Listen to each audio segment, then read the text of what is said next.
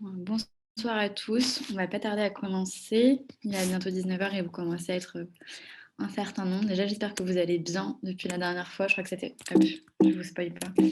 Je crois que c'était la semaine dernière.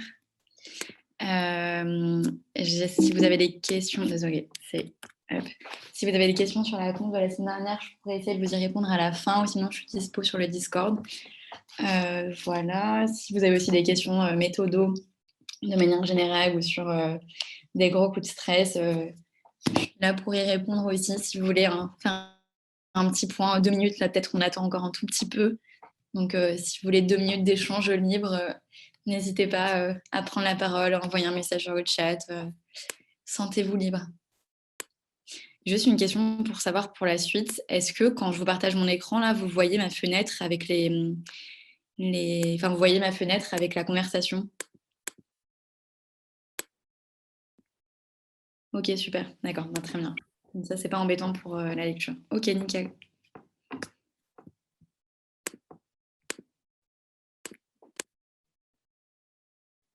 Ok, super. Si vous voyez jusqu'à souris, alors.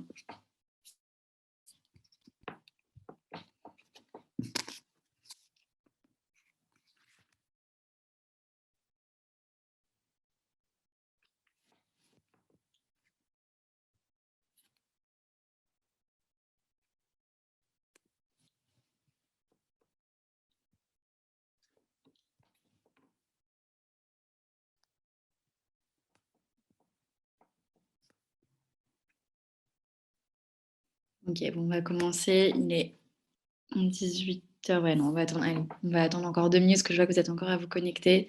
J'ai juste un bug. 2 secondes, je vais arrêter de partager. Mais je suis là. Je veux juste corriger un truc sur mon diapo. Hop.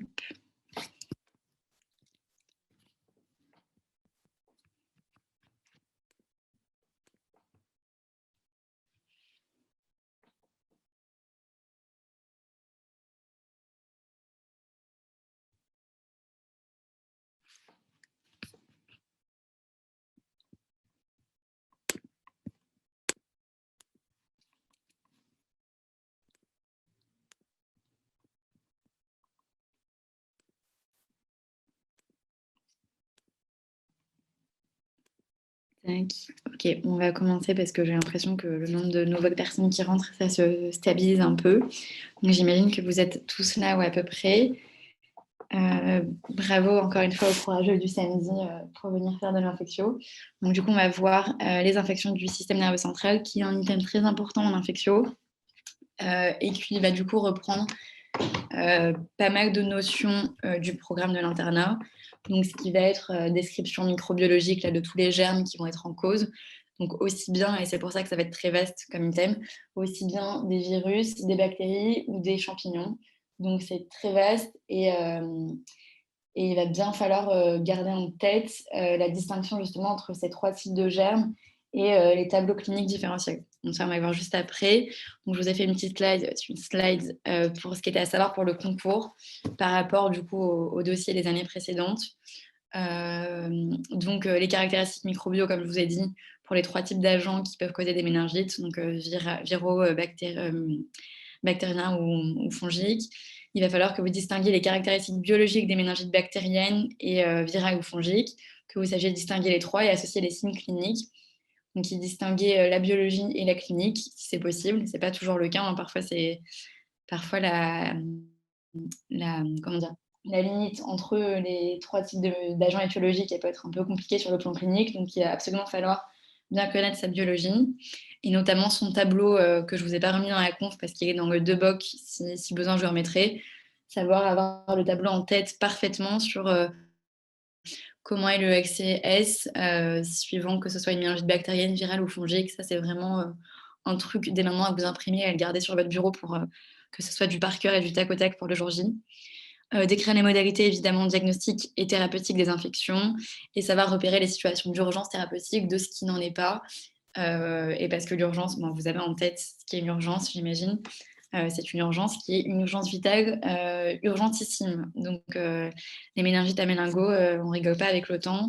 C'est une course contre la montre. Donc, il faut vraiment avoir la notion de ce qui est urgence, ce qui l'est moins. Et ça va être un peu l'objet de cette conférence, même si on va pas voir tous les types de méningite parce que le temps est un peu compté. Voilà. OK, du coup, les supports, ben, comme la dernière fois, les 2 BOC évidemment. Donc, du coup, il y a les 2 DEBOC d'infection. Il y a le parasito myco et le DEBOC de bactérioviraux, le classique là, pour notamment la partie description des germes et aussi pour la partie syndromique que moi perso, j'utilisais pas beaucoup pour, les syndromes, j'utilisais plus le PILI. Donc, je vous ai mis le CNPD, c'est le nom de l'item en médecine, c'est item méningite et méningoencéphalite, donc qui est assez large, mais qui est très important à avoir feuilleté, voire à avoir bien étudié pour vous. Moi, ce que je vous conseille, c'est de faire la partie syndrome clinique, prise en charge sur le PILI et la partie plus description des bactéries qui est absente du PILI, hein, parce que c'est pas l'objet de l'ECN de médecine. Ça, de le faire avec le DEBOC ou avec éventuellement les fiches de la MIEP auxquelles il faut faire attention parce qu'elles ne sont pas toujours à jour. Donc, pour ce qui est de la thérapeutique, encore une fois, le PINI, ça fait foi et c'est ce qui reste l'ouvrage de référence. Le collège de parasitomyco, donc qui s'appelle l'anophèle, que pour les Descartes, je parle que de ce que je sais, vous avez en ligne gratuitement depuis le site de la Bibli. Et j'imagine que dans d'autres facs, ça peut être le cas. Donc, renseignez-vous encore une fois auprès de vos facs. Ça vaut le coup parce que ça coûte, c'est pas donné comme bouquin. Sinon, empruntez-le à la BU, mais c'est pas mal à avoir sous la main, je trouve. Et le collège des enseignants en neuro, évidemment. L'item, donc en médecine, c'est méningite, méningoencéphalite, abcès cérébral chez l'adulte et l'enfant. Il y a beaucoup de détails, notamment sur les imageries cérébrales, les abcès, dans lesquels nous, on ne doit pas rentrer. Mais je trouve que le chapitre est quand même très clair et ça vaut vraiment le coup d'y jeter un œil en étant en pharma. Mais encore une fois, sans s'attarder trop sur ce qui est du diagnostic radiologique et de l'imagerie, qui n'est pas du tout, donc qu'il faut avoir en tête, mais qui n'est pas de notre sort. Tac. Ok, donc je vais juste commencer par des rappels généraux, juste qu'on sache, sans trop s'attarder, qu'on sache de quoi on parle, parce qu'on parle de méningite, de syndrome encéphalitique, de purpura, de syndrome infectieux, juste savoir qu'est-ce qu'on met dans quoi, parce que c'est des entités qu'il faut nommer, qu'il faut savoir nommer. Donc, une méningite, vous savez tous, basiquement, c'est une inflammation des enveloppes méningées. Je vous ai remis, ça vient directement du Collège des enseignants en neuro. Qu'est-ce qu'on considère comme des enveloppes méningées? Donc, les trois, la dure mère, la couche, la pimère et l'arachnoïde, pardon, qui est la couche moyenne. Donc, avoir ça en tête, hein, quand on parle de méningite, c'est toujours important d'avoir un minimum d'anatomie en tête, même si, évidemment, on ne sera pas attendu au tournant, mais c'est important quand même à garder ça dans le coin de sa tête. Et savoir distinguer, du coup, ça va être important, le syndrome encéphalitique du syndrome méningé. On verra tout à l'heure dans le cas clinique. Donc, le syndrome encéphalitique, qu'on a peut-être un petit peu qu'on a moins l'habitude de voir dans nos études, ça va être donc une atteinte associée donc des méninges, et du parenchyme cérébral. Donc, d'où le fait encéphalitique, c'est plus large que simplement les méninges. Donc, vu qu'il y a différentes fonctions qui vont être atteintes au niveau de l'encéphale, on va avoir des signes neurologiques centraux qui vont être associés. Donc, ça va être notamment des troubles de la vigilance, tout ce qui va être aussi des troubles du comportement, des crises d'épilepsie, des signes un petit peu plus évocateurs d'atteintes neurologiques, donc des aphasies, des paralysies, des troubles moteurs, des paresthésies, toutes ces choses qui ne font pas penser à une atteinte des méninges, mais vraiment une atteinte de l'encéphale. Ça doit vous mettre la puce à l'oreille, donc bien savoir distinguer ce qui est du ressort de syndrome encéphalitique et du syndrome méningé, pardon, parce que le déroulé du cas clinique ne va pas être le même et les agents suspectés ne vont pas forcément être les mêmes non plus. Donc c'est important à savoir. Sur le purpura fulminance, c'est important à savoir que c'est une urgence vitale, enfin urgentissime, hein, c'est ce que je vous disais tout à l'heure, parce que même sous traitement, il y a la probabilité de décès de 20%, donc c'est gravissime. C'est donc un purpura qui est vasculaire, vous connaissez, c'est résistant à la vitropression. La définition, c'est que c'est d'extension rapide. Ça peut être ou nécrotique ou échymotique. Donc ça, c'est des détails cliniques, mais c'est important de les avoir en tête pour décrire ce qu'est un purpura fulminans. De diamètre supérieur à 3 mm. Ça, je vous conseille d'apprendre la définition par cœur parce que c'est très codifié. Et si vous tombez sur un cas clinique de méningite à méningo, il faut savoir dire ce qu'est un purpura fulminans. Ça, c'est très important. Et avoir en tête qu'un purpura fulminans, dans un contexte surtout infectieux, il doit faire rechercher une méningite à méningo, voilà, avant d'évoquer le diagnostic, compte tenu de l'urgence extrême que c'est. Donc voilà. Et le syndrome infectieux, donc que je vous ai listés. Donc on peut avoir un syndrome infectieux, évidemment pas uniquement dans les méningites, hein, mais dans les méningites, on va avoir un syndrome infectieux compte tenu de la gravité de l'infection. Et tous les éléments que je vais vous lister, qui sont sur ma diapo, ne doivent pas être nécessairement tous présents.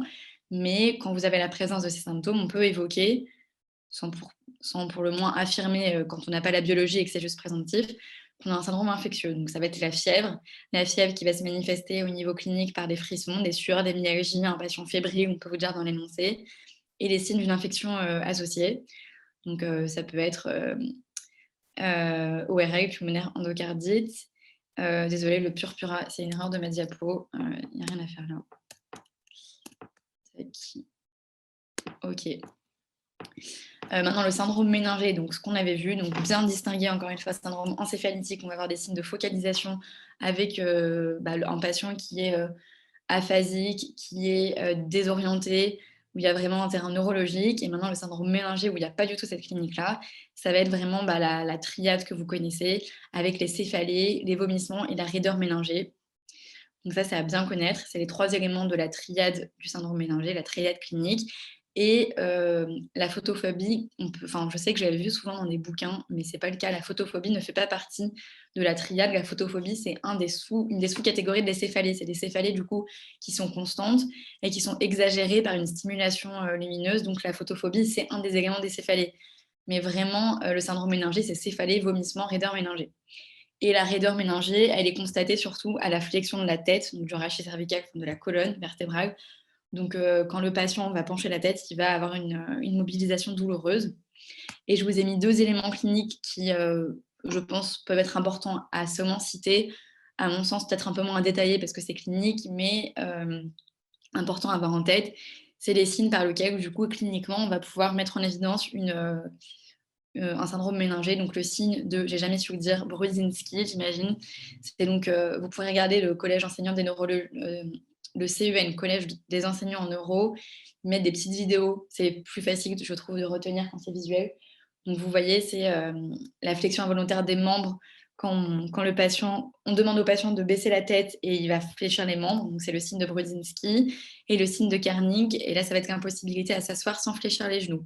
Donc, c'est 2 signes qui sont pathognomoniques quand ils sont associés de l'atteinte clinique, mais il doit y avoir une confirmation biologique derrière, et c'est là où vous allez être attendu au tournant.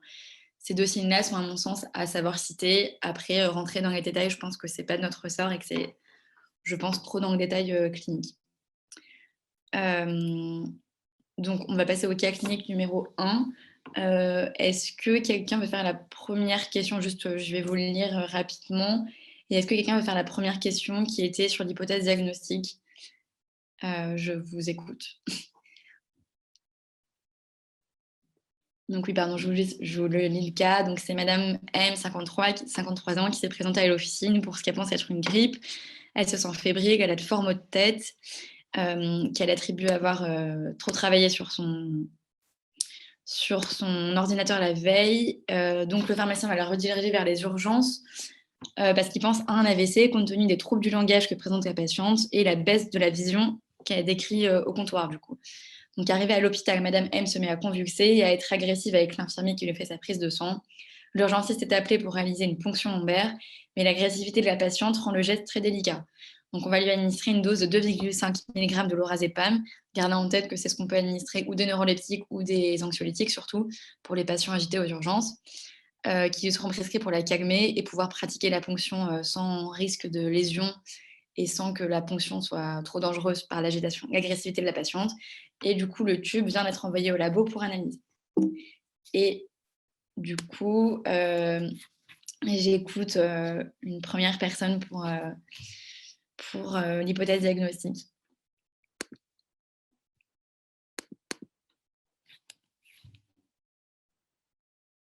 Si quelqu'un veut prendre la parole, Je veux bien répondre à la question, si vous voulez. Par contre, tu me tutoies. Hein. Tu ne veux pas me voyer. Oui. Ok. Alors, donc je dis qu'il s'agit d'une méningoencéphalite, donc une inflammation des méninges associée à une atteinte du parenchyme cérébral. Ok. Un argument épidémiologique, donc ah oui, j'avais mis que c'était une méningoencéphalite à HSV, mais je pense qu'il fallait pas le mettre là. Okay. Et du coup, en argument épidémiologique, c'est la première cause d'encéphalite virale en France. En argument clinique, on a un syndrome infectieux avec un état pseudo-grippal et une fièvre qui oriente plutôt vers une virose. Un syndrome méningé, donc avec des maux de tête, et un syndrome encéphalitique avec des troubles neurologiques tels que la convulsion, l'agressivité, les troubles de la vision et du langage. Et en diagnostic différentiel, donc toutes les méningites à d'autres pathogènes, d'autres virus comme les VZV, des bactéries, Mycobacterium tuberculosis, des cryptocoques, pneumocoques, gonocoques, etc., ou des méningites à parasites, ou alors une cause toxique. Ok, bah, écoute, c'est parfait. Je pense que j'ai pas grand-chose à rajouter dans ma diapo, c'est très bien. Tu as très bien découpé les arguments. Et du coup, quand tu disais que c'était la première cause, on est bien d'accord que tu parlais du HSV qui était la première. Oui, oui, oui, le HSV. Eh ben, super, merci beaucoup. Du coup, je vais juste reprendre ce que tu as dit, même si tout y était. Donc là, ce que j'aime bien faire, et ça, c'est juste ce que je faisais en fait sur mon énoncé directement, je regroupais un peu les éléments et j'essayais de mettre des mots-clés pour, dès le début, avoir des mots-clés en tête et pouvoir les caser au maximum. Donc, c'est ce que je vous conseille de faire, c'est ce que je vous ai mis ici, comme si vous étiez un peu au brouillon. Donc, du coup, l'état grippal, comme tu l'as dit, avec du coup le listing des éléments de l'état grippal, donc l'asthénie, la fièvre, l'hémialgie, l'altération de l'état général.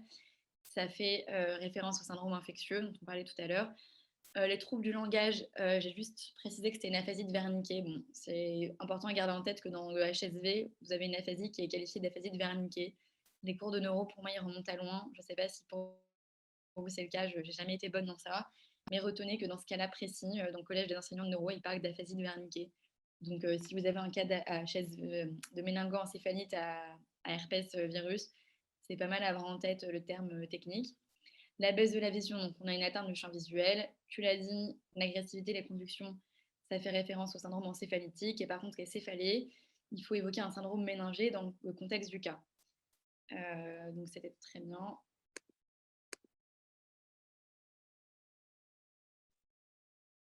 Ok, du coup, votre hypothèse diagnostique, tu l'as dit. L'hypothèse retenue, du coup, donc tu l'as dit effectivement que ce n'était pas nécessaire de mettre, on ne pouvait pas affirmer, tu as raison, que c'était une méningoencéphalite herpétique, donc c'est seulement une suspicion, donc probable. Donc c'est une méningoencéphalite virale, ça, c'est notre hypothèse diagnostique retenue, et probablement une méningoencéphalite herpétique sur la base des éléments que tu as cités. Donc l'âge de la patiente, tu l'as dit, c'est la première étiologie. 80% des cas chez les moins de 20 ans, pardon, et les plus de 50 ans, et elle avait, il me semble, je sais pas trop, je crois 45 ans. Pardon, je suis en train de vous spoiler les restes. Bon, on va partir du fait qu'elle avait 45 ans. Non, pardon, 53. Voilà. Les arguments cliniques, on les a cités. Il y a le syndrome infectieux, le syndrome encéphalitique, plus le syndrome méningé. À bien faire la distinction entre les deux, donc respectivement troubles du comportement en conduction et les céphalées pour le syndrome méningé. Et je vous précise juste un élément, c'est que c'était pas franc comme syndrome méningé. C'est que c'est pas comme la méningite à méningo, où on a la raideur nucale, la photophobie, la phonophobie.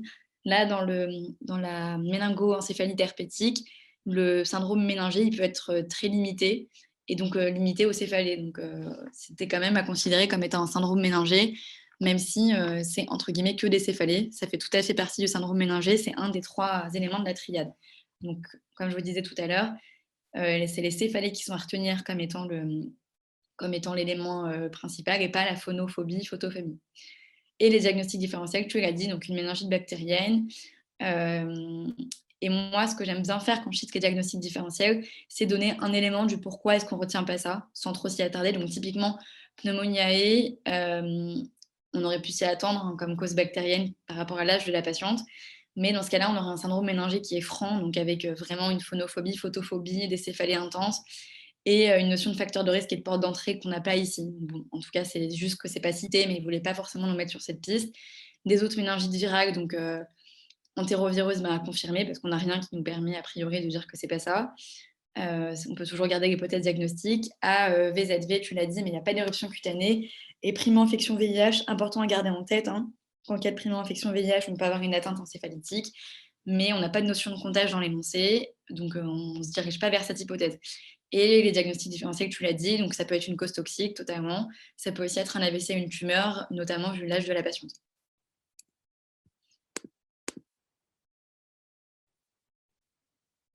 Voilà, donc Aurélie va dans mon sens que quand on dit, donc je réinsiste là-dessus, quand on donne des diagnostics différentiels, on ne va pas juste faire une liste de pathos, on va dire en quelques mots, en quelques mots-clés, Enfin bref, on va dire quand on va expliciter pourquoi est-ce que c'est pas ça. Donc bon, là, typiquement, c'est pas bien. Avec cette humeur, j'aurais dû donner un élément du pourquoi est-ce qu'on s'oriente pas vers ça. Bon, a priori, la biologie fait qu'on ne s'oriente pas vers ça. Mais c'est bien important de justifier pourquoi. Donc, primo-infection VIH, on n'a pas de notion de comptage. A priori, s'ils ne nous parlent pas d'un comptage à VIH, c'est qu'ils ne veulent pas qu'on parte vers cette orientation-là. Donc, c'est à citer, tout ça. Et du coup, pour corroborer l'hypothèse diagnostique, il y avait aussi un dogme neurologique qui a gardé en tête. Ça, c'est vraiment plus pour tout ce qui va être méningite, syndrome méningo-encéphalitique fébrile. Donc, une méningo-encéphalitique herpétique doit être évoquée s'il y a une céphalée fébrile, une confusion fébrile ou un coma fébrile. Donc, ici, c'était le cas. On avait des céphalées fébriles. Donc, par hypothèse déductive, on devait directement penser à une méningo-encéphalite herpétique. En tout cas, dans l'arbre diagnostique, c'est ce à quoi l'urgentiste devait... c'est l'hypothèse diagnostique que l'urgentiste devait retenir. On parle de primo-infection VIH ou de stade SIDA. Stade SIDA, je pense à la cryptococcose, j'imagine.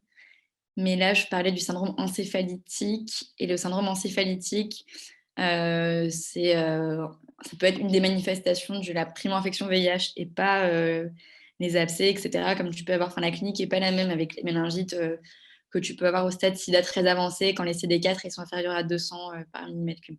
Donc là, c'était vraiment une primo-infection VIH qu'il fallait évoquer en diagnostic différentiel. Ok.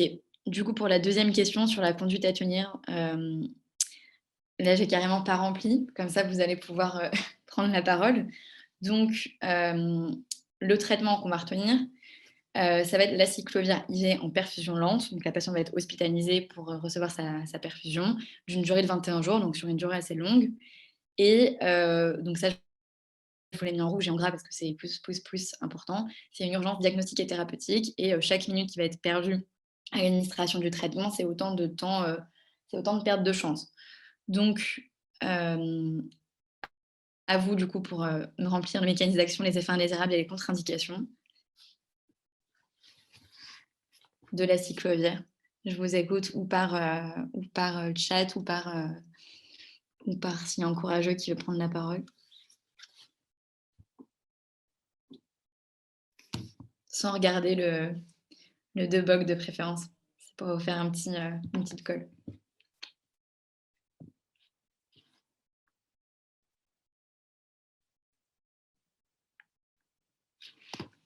Allez-y, on est entre nous. Enfin, entre, c'est compris.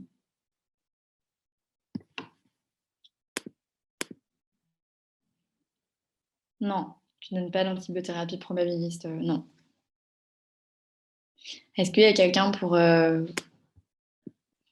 lancer? C'est pas très détaillé, hein, ce que j'attends de vous, c'est juste 2 ou 3 effets indésirables principaux, 1 ou 2 contre-indications majeures et le mécanisme d'action dans les grandes lignes, quoi. Sachant que là, c'est pas une question de thérapeutique pure. Je vous attends pas à un niveau de détail extrêmement élaboré. Donc, il y a vraiment personne qui veut se lancer. C'est hyper déprimant, je vous assure, d'attendre quelqu'un de l'autre côté de mon ordi et personne qui vient.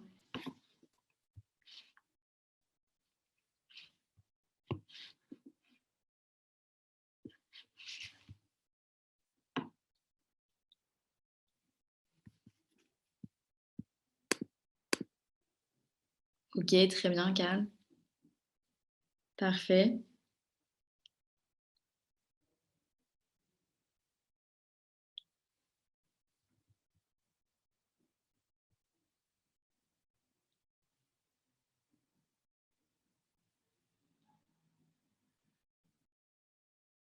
Ok, bah écoute, très bien. Par contre, je suis pas tout à fait d'accord. Pour moi, c'est pas une contre-indication d'insuffisance rénale. Pour moi, c'est une précaution d'emploi. Je vais vérifier dans le SDAG, mais pour moi, c'est une précaution d'emploi. Pour moi, la contre-indication, bon, c'était l'allaitement. Hein, c'est pas, enfin, d'ailleurs, c'est une contre-indication relative, mais à vérifier. Pour moi, c'est une précaution d'emploi sur la cyclovir et pas une contre-indication. Mais je vérifie, je reviens vers vous.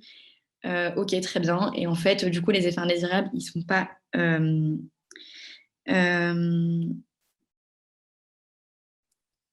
Du coup, la contre-indication, la seule qui existe réellement pour la cyclovir, c'est l'hypersensibilité connue. C'est ça, c'est ce que j'allais vous dire. Quand vous ne savez pas trop, ça marche à peu près tout le temps. Donc, quand tu es pas trop sûr de si c'est une précaution d'emploi ou une contre-indication, pour pas marquer quelque chose de partiellement vrai, voire un peu faux, hypersensibilité, tu es sûr que ça marche. Donc, voilà. Et ce qui est notable aussi avec, la cyclovir, c'est qu'il y a assez peu d'effets indésirables, en fait, parce que vous le savez, ça va être actif uniquement au niveau des cellules infectées. Donc, il y aura, assez peu d'effets indésirables et ça, on peut le noter aussi dans les effets indésirables. C'est aussi important quand une molécule est bien tolérée de dire, bonne tolérance générale. C'est quelque chose qu'il ne faut pas hésiter à dire parce que c'est important pour un médicament de citer ses effets indésirables. C'est aussi important de citer dans les effets indésirables s'il n'y en a pas ou peu et pourquoi. Voilà. Du coup, sur la troisième question sur le... Excuse-moi, Oui. j'ai pas entendu pourquoi est-ce qu'il y avait pas beaucoup, enfin la raison pourquoi il n'y avait pas de beaucoup d'effets indésirables. Est-ce que tu peux répéter, s'il te plaît? Ah oui, parce que du coup, pour l'activation de la cyclovir, il va devoir être triphosphorylé par la thymidine kinase, c'est ce qu'avait dit K, il me semble. Et du coup, cette triphosphorylation, elle va avoir lieu que dans les cellules qui sont infectées par le virus. Et donc, dans les cellules saines, tu n'auras pas d'acyclovir actif. En fait, ça va rester à l'état de prodrogue. Et du coup, tu n'auras pas l'effet thérapeutique, donc qui peut être toxique pour des cellules saines. D'accord, merci. Je t'en prie. Donc voilà, donc à retenir de ça, pas hésiter à bien dire qu'il n'y a pas d'effet indésirable et de traitement bien toléré, à préciser que le traitement est bon, enfin il y a une bonne tolérance générale. Pour le bilan bio, je vous propose qu'on s'y attarde pas trop. Qu'on s'attarde pas spécialement sur le tableau. En revanche, je voudrais que quelqu'un s'attarde sur la conclusion du bilan bio, si quelqu'un veut se lancer, parce que c'est plus intéressant à commenter tous ensemble que le tableau. Donc là, je vous ai remis les valeurs du patient, les valeurs usuelles, la variation et l'interprétation. Donc comme je vous ai dit la dernière fois, je ne sais pas si vous étiez là, mais j'imagine qu'il y a des gens qui n'étaient pas là à la compte sur le Rhin. Moi, je faisais 4 colonnes. Je sais qu'Aurélien en fait 5. Moi, j'aime bien mettre variation, interprétation dans la même colonne. Du moment que tout y est, c'est bon. Si vous faites 5 colonnes, c'est pas un problème. Juste moi, c'est comme ça que je présentais mes cas. Et si quelqu'un veut se lancer pour l'interprétation, je suis toute oui. Sachant que je vous ai donné quand même pas mal d'indices avec le tableau.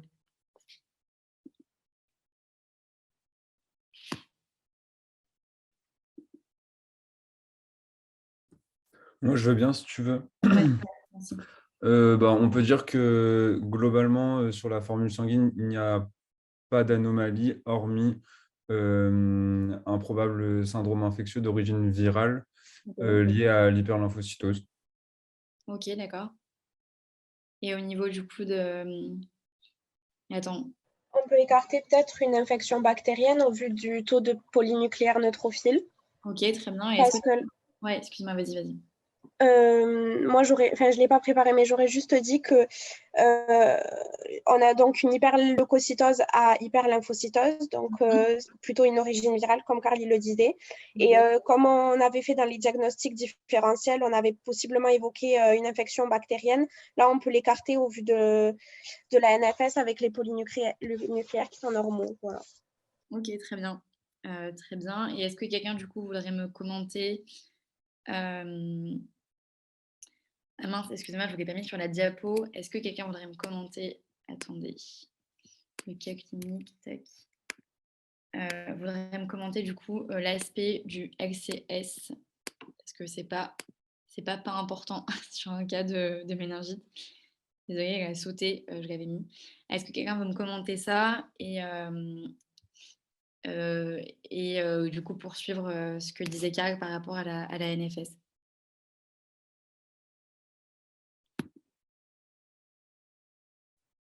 Même si vous ne l'avez pas préparé, profitez-en pour vous entraîner parce que c'est... Juste, je ne vois pas où il est le LCS. Ici, examen du liquide cérébrospinal. Là. Vous voyez mon écran ou pas? Je sais pas. Ok. Moi, il s'est bloqué sur la question 3. Oui, donc moi je vois pas. aussi. Ah mince, ok. Ah oui, mince, ok. D'accord. Oui, effectivement, il y a marqué partage truc. Ok. Désolée, c'est le bordel sur mon bureau, regardez pas. J'ai pas rangé depuis le concours. Donc il y a encore tous mes trucs partout. Tac. Ok. Là, vous voyez ou pas? Non. Non. En fait, tu as dû partager uniquement l'écran de Ouais, diaporama et pas ton écran entier. du coup, je vais tac, vous mettre l'autre truc, ça sera plus simple et commencer à partager sur ça. Tac. Désolée pour le contretemps.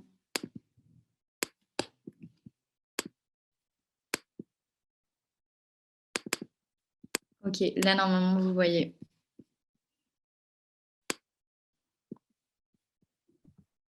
Du coup, si vous voyez, je vous écoute. Ça, c'est vraiment important hein, pour un cas de méningite de savoir commenter. L'examen de jeu XCS, c'est...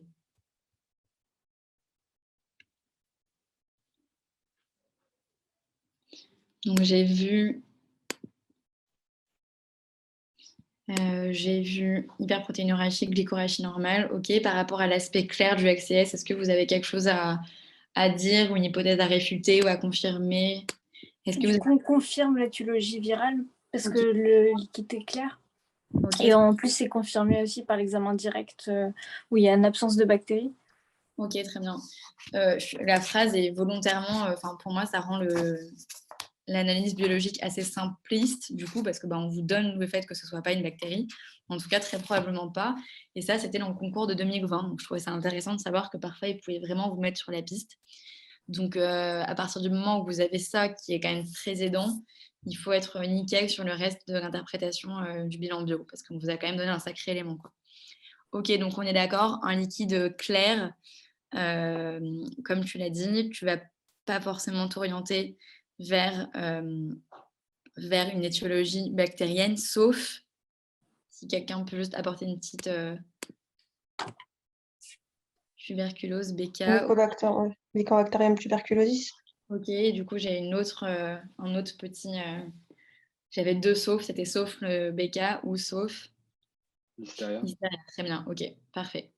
Bon, Listeria, c'est pas le cas plus probable, mais c'est important de garder en tête que globalement, les méningites, ça fait des liquides purulents, des XCS purulents, mais gardez en tête que le BK et la Listeria, ça fait des liquides clairs, bien qu'il peut être opalescent pour dans le cas de Listeria. Ok, donc déjà, a priori, le liquide d'aspect clair, ça nous orientait quand même déjà pas mal vers une étiologie virale ou vers le cryptocoque, effectivement.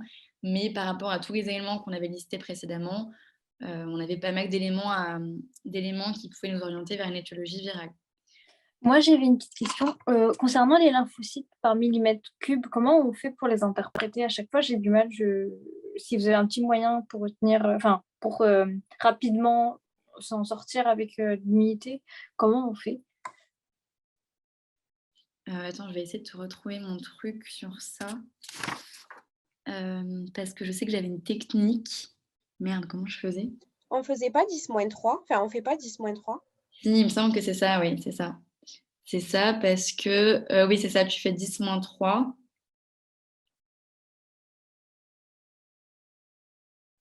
Merde, je suis emmerdée parce qu'il me semble... Oui, si. Du coup, c'est 0,25 gigalitres? Non. Je sais pas si Aurélie, tu peux confirmer, mais pour moi, ça, c'est 10-3 pour passer des millimètres cubes au giga par litre. Et ça, en plus, je suis con, j'aurais dû vous le rappeler parce que c'est un truc à savoir parce que dans les examens, dans les annales, c'est déjà tombé en par millimètre cube. Mais oui, c'est ça, de mémoire. Ok. Je dois avouer que je sais plus. Et oui, j'avoue que Je suis désolée. Mais oui, pour moi, c'est ça. Je suis à peu près sûre que c'était ça.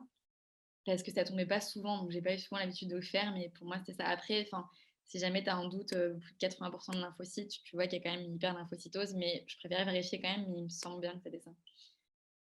Ok, merci. Je t'en prie, désolée, c'était un peu limite comme explication. Mais juste, du coup, on n'a pas de ref pour connaître le taux de LT dans le LCS, mais il n'y en a pas normalement, c'est ça, non? Le taux de quoi, pardon? De LT dans le LCS, il y en a. Normalement, il est approximatif de 0. Bah là, surtout que tu as une hyper-lymphocytose, plus de 80% de lymphocytes, c'est ce qu'on appelle une pléiocytose, parce que du coup, tu as énormément de lymphocytes dans le XCS, et que le XCS, c'est pas censé être un liquide, où il y a eu un lieu d'infection, c'est censé être un liquide stérile. Donc, quand tu as plus de 80%... Oui, voilà, donc normalement, c'est 0. Enfin, 0, tu peux jamais dire 0, parce que, voilà, ils n'aiment pas dire 0, mais tu peux clairement parler de pléocytose, même en n'ayant pas forcément les normes biologiques. Tu es censé être sur un fluide stérile, quoi. Donc là, tu vois bien qu'il y a un truc infectieux qui déconne. Voilà. Ok, du coup, je vous remets ça. Ok, donc je suis désolée, ça n'est pas passé sur ma diapo, le commentaire en tableau du truc, mais je vous le remettrai. Donc la conclusion du bilan, j'ai séparé du coup ce qui était au niveau sanguin au niveau du LCS et non pas LCR. Ça, c'est un peu con, mais apparemment, la nouvelle nomenclature, c'est LCS et pas LCR. Donc, vous embrouillez pas dedans, ça serait con de ne pas avoir le mot-clé, parce qu'on parle de liquide céphalo-rachidien. Donc, je sais que dans le Deboc, je crois qu'il parle encore du LCR, mais en tout cas, dans les collèges, dans les trucs, ils parlent de LCS. Donc, bon, c'est con de passer à côté du mot-clé. Et là, j'ai fait quelque chose de pas bien, à savoir, j'ai pas défini NFS-ACS. Donc, évidemment, vous définissez numération formique sanguine et liquide cérébrospinal. Donc, au niveau de la NFS, tu l'as dit, on a donc une hyperleucocytose avec une hyperlymphocytose. Par rapport à ce que vous me disiez tout à l'heure, la CRP est normale. Et alors là, elle était à 5, donc je vous avoue, effectivement, c'était peut-être pas super comme valeur. J'aurais dû vous donner 4,7 plutôt, parce que c'est inférieur strictement et pas inférieur ou égal. Mais je voulais vous montrer qu'en fait, elle était dans la normale haute, mais qu'elle n'était pas élevée, la CRP. Et en fait, la CRP élevée est censée vous orienter vers une étiologie bactérienne. Donc, dans les méningites virales, la CRP ne sera pas au plafond, voire elle sera dans les valeurs normales. Donc là, effectivement, je vous l'accorde, c'était légèrement élevé, du coup, vu que c'était un inférieur strict. Mais voilà, retenez qu'une infection virale ne fait pas flamber la CRP, alors qu'une infection bactérienne, c'est le cas. Donc dans le LCS, on l'a dit, c'est un LCS qui est clair avec pléocytose. Le synonyme, c'est l'hypercellulorachie. Gardez les deux mots en tête. Je pense que les deux sont des mots-clés, donc vous pouvez citer les deux. Hein. Et donc, on a une prédominance lymphocytaire. Tu l'as dit, enfin, on l'a dit, il y a 80%, plus de 80% de lymphocytes. On a une normoglycorachie parce qu'on vous a donné les valeurs de la glycémie. Et que du coup, la glycémie dans le XLS, c'est 2/3 de la glycémie sanguine. Et l'hyperprotéinorachie est modérée, c'est-à-dire qu'elle est inférieure à 1 g par litre. Et donc ça encore, ça va nous orienter vers une étiologie virale. Petite question, est-ce que c'est possible de réexpliquer l'inversion de formule? Ça consiste en quoi? Je ne sais pas, j'ai jamais vu ce terme.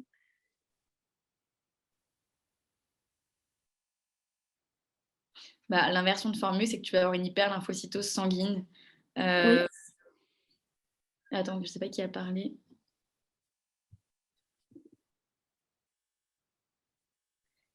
Pour moi, l'inversion de formule, en tout cas, c'est comme ça que je l'avais compris. Parce que le terme, moi, je n'ai jamais vu le terme dans les collèges, mais par contre, je vous l'ai mis parce que je l'ai vu dans la correction du concours. Donc, j'imagine que c'est un mot-clé qu'ils attendent.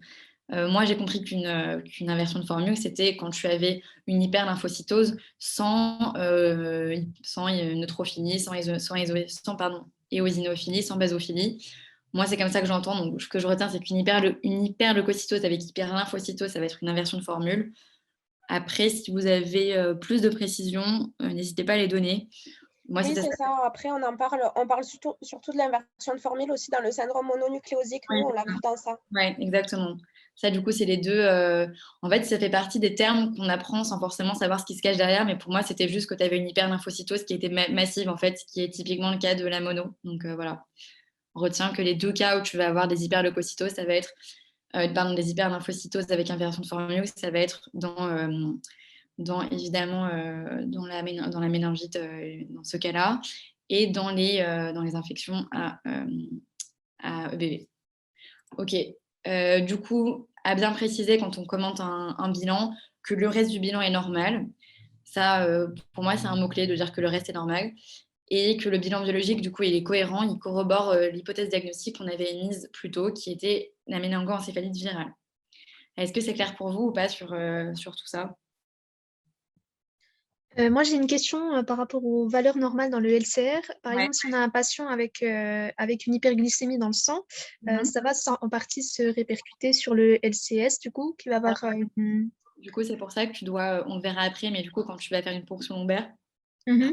on va toujours en parallèle faire une glycémie veineuse pour justement pour interpréter, parce que vu que c'est relatif, tu vois, comme interprétation, évidemment, si tu as un patient qui est diabétique ou dernier degré, qui n'est pas équilibré, tu ne pourras pas conclure que... D'accord. Voilà. Donc oui, c'est à interpréter. Mais du coup, on doit toujours calculer le rapport entre la glycémie Ouais. dans le sang et le... D'accord. Ouais. Ok. Tu dois toujours D'accord. calculer. Et le 2/3, vous pouvez trouver des valeurs différentes. Je sais que dans Gdebox, c'est 0,35. Bon, c'est un arrondi. Ou parfois, c'est... Enfin, voilà. Donc, vous fixez sur une valeur et surtout bien dire quelle valeur vous avez prise. Nous, on prenait toujours 2/3 de la glycémie. Enfin, je sais que mes profs de bactériophes, c'est toujours ça. Donc, moi, c'est toujours ce que j'ai pris. Mais justifiez que si vous dites que c'est une normoglycorachie, c'est parce que vous avez calculé les 2/3 de la glycémie et que c'était dans les valeurs normales.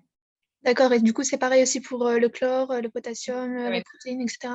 Ouais, sachant que c'est pas des valeurs que vous avez... Enfin, si, c'est des valeurs que vous avez dans le tableau de valeurs à connaître. Donc, c'est des choses à préciser que vous prenez 2/3 ou 0,35, même si ça ne va pas beaucoup changer.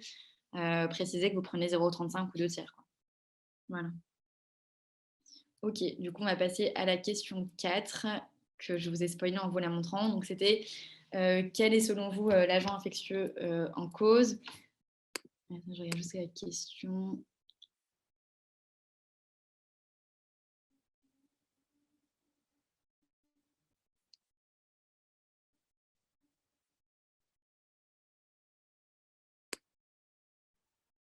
Je crois que je n'ai pas compris la question d'Alizé. Oui, c'est désolé, Alizé, ce que je disais, que la bio de ma... Enfin, en fait, ici, j'avais mis un tableau qui visiblement a été coupé où je commentais de la même manière le XCS, donc avec XCS glucose. Et du coup, évidemment, tu cites tes valeurs usuelles du glucose et des protéines dans le XCS. C'est des valeurs qui sont à connaître. Donc, si, bien sûr, il faut les interpréter. Tu les mets dans le bilan bio et tu as des points dessus. Donc, si, bien sûr. Mais c'est une valeur qui est relative, quoi, et qu'il va falloir interpréter en fonction de la glycémie sanguine. C'était plus ça que je disais. Ok, du coup, quel est selon vous l'agent infectieux en cause? Et du coup, quelles vont être les modalités de diagnostic? Si quelqu'un veut se motiver à répondre. Bah, moi, pour cette question, en fait, je voyais pas comment on pouvait distinguer l'agent infectieux, sachant qu'on n'a pas plus de précision que ça au niveau de... Enfin, pour moi, ça pouvait être HSV, CM, enfin, ça peut être n'importe lequel, en fait. Ok, ben si vous l'avez, parce qu'après, enfin, tu avais déjà mis une hypothèse à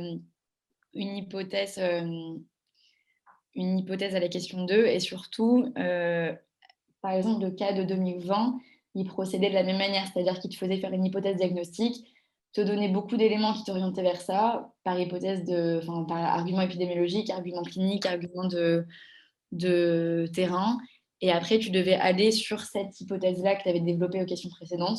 Donc, c'est pour ça que j'ai construit mon cas clinique comme ça, c'est que parfois, il faut savoir dérouler.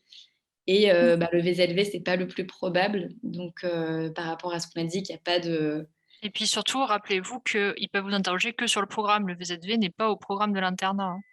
Et que l'entérovirus, vraisemblablement, on n'avait Il n'y a pas d'encéphalite avec. Voilà. Donc, ça ne peut pas être ça non plus. Tu n'avais pas d'argument pour dire autre chose que le HSV, qu'en plus on a dit que c'était l'hypothèse la plus probable par rapport à l'épidémio. Donc là, honnêtement, effectivement, la question elle était vaste, mais tu avais quand même bien jalonné le terrain en répondant au cas clinique avant. Quoi. Donc, voilà. Enfin, ça, c'est mon avis. Après, je ne sais pas si ça pose problème à d'autres, mais pour moi, à ce stade-là du cas clinique, tu dois pouvoir... Ouais, je suis d'accord qu'au niveau de la clinique, il y a accès possible par rapport à ce qu'on a comme élément au programme, quoi, comme pathogène au programme.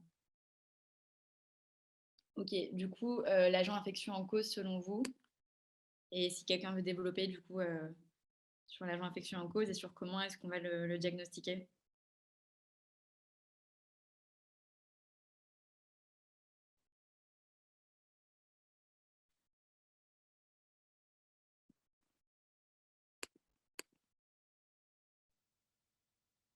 Ok, donc HSV1.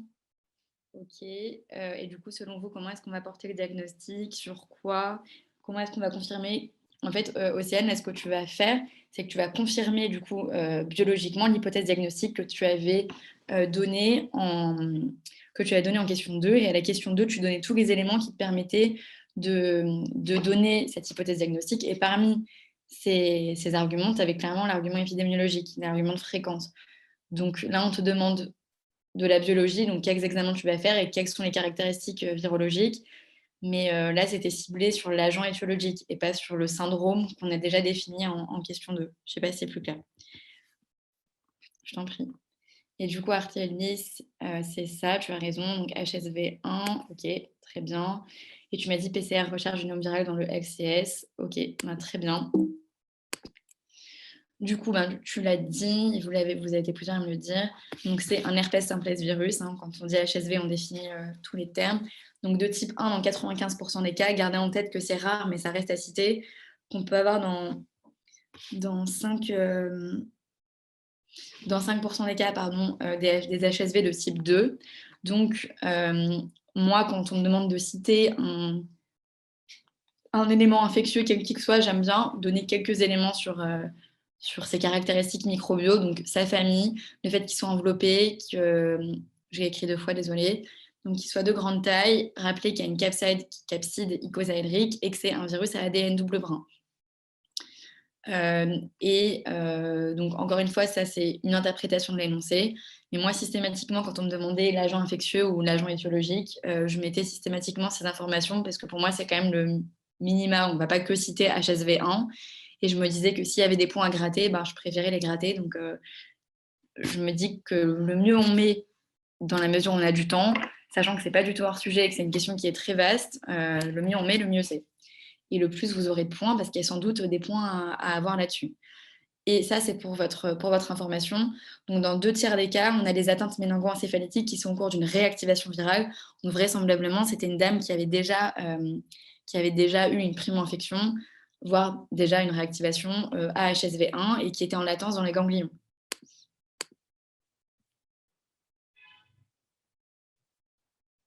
Je regarde juste la réponse de... Oui, donc très bien, c'est ce que disait Aurélie. Aurélie, du coup, vous dit mieux que moi ce que je vous ai dit. Donc voilà, ok. Donc du coup, vous l'avez dit, dans le XCS, on va rechercher le génome viral par PCR. Donc c'est un diagnostic qui va être direct. Et ça va permettre aussi de discriminer HSV et HSV2, bien que la thérapeutique sera la même. Mais bon, il faut quand même documenter notre agent. Et si la PCR est négative, ça ne va pas éliminer le diagnostic. Et oui, c'est toujours dans le XLS. Effectivement, j'aurais dû le préciser. Si la PCR négative doit être renouvelée, tu dois la renouveler selon les mêmes modalités, donc toujours dans le XLS. La matrice reste la même. Donc, si la PCR est négative, gardez en tête que ça ne va pas éliminer le diagnostic et que la PCR peut se positiver tardivement. Donc, elle peut être négative jusqu'à 4 jours après le début des signes cliniques. Et là, on n'avait pas forcément de notion d'antériorité très certaine. Donc, non, ça ne va pas remettre en cause l'hypothèse. Ça, c'est important à garder en tête que la biologie, elle va entériner notre hypothèse, mais ça ne va pas être le seul élément diagnostic. S'il y a des fortes présomptions cliniques, des signes d'engagement, de syndrome encéphalytique, et que tout corrobore, même si la bio, elle n'est pas forcément concordante, face à la gravité de la pathologie, on va quand même traiter comme si c'était une méningoencéphalite à HSV. Et du coup, à J4, on va devoir renouveler si, comme je vous ai dit, la PCR était négative, on va renouveler la PCR. Je regarde juste la conversation. Du coup, si je peux me permettre juste de compléter, parce que j'ai fait mon stage en neuro.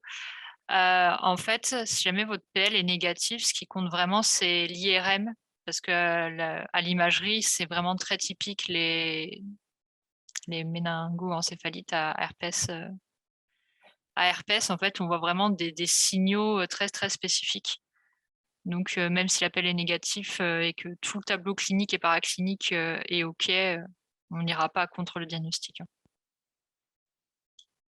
Okay. Merci Aurélie pour la précision. Mais du coup, là, le piège, je ne sais pas si certains y sont tombés, c'était que non, il ne fallait pas remettre en cause le diagnostic. Je ne sais pas si ça a posé problème à certains, cette question. Mais en tout cas, une réaction. ELISA, immunofluorescence, non, juste PCR. La PCR te permet de répondre à la question, donc c'est l'examen de référence. Donc il y a 1000 examens possibles en soi, mais l'examen de référence qui est indiqué, c'est la PCR, ouais, rapide, facile, pas cher, ouais, et discriminant, donc il n'y a pas de raison que tu fasses autre chose. Et aussi, pour le coup, je pense que si tu commences à citer plein d'examens qui ne sont pas requis, pour le coup, certes, il n'y a pas de point négatif, mais je pense que ça va juste énerver le correcteur que tu mettes plein de trucs qui ne sont pas relevants. Donc, je sais qu'il n'y a pas de point négatif, mais je pense que si tu mets une liste de 46 examens alors qu'il n'y en a qu'un qui est vrai, je pense que tu n'auras peut-être même pas ton point sur ton mot-clé parce que tu noies un peu le poisson en montrant que tu ne sais pas trop, donc tu mets tout ce que tu connais, quoi. Voilà. Ouais, et répondre à... Voilà. Mais ça, c'est que mon avis. Moi, je préférais mettre ce dont j'étais sûre et le reste, pas, quoi. Ok, du coup, le pronostic, si vous connaissez bien la physiopathe, ou même pas bien, mais si vous connaissez un minimum la physiopathe des méningoencéphalites à HSV, du coup, ça va être quoi selon le pronostic de cette dame et est-ce qu'elle est tirée d'affaire? Si elle n'est pas tirée d'affaire, ben, qu'est-ce qui risque de lui arriver? Voilà. La parole est à vous. Ou le chat est à vous.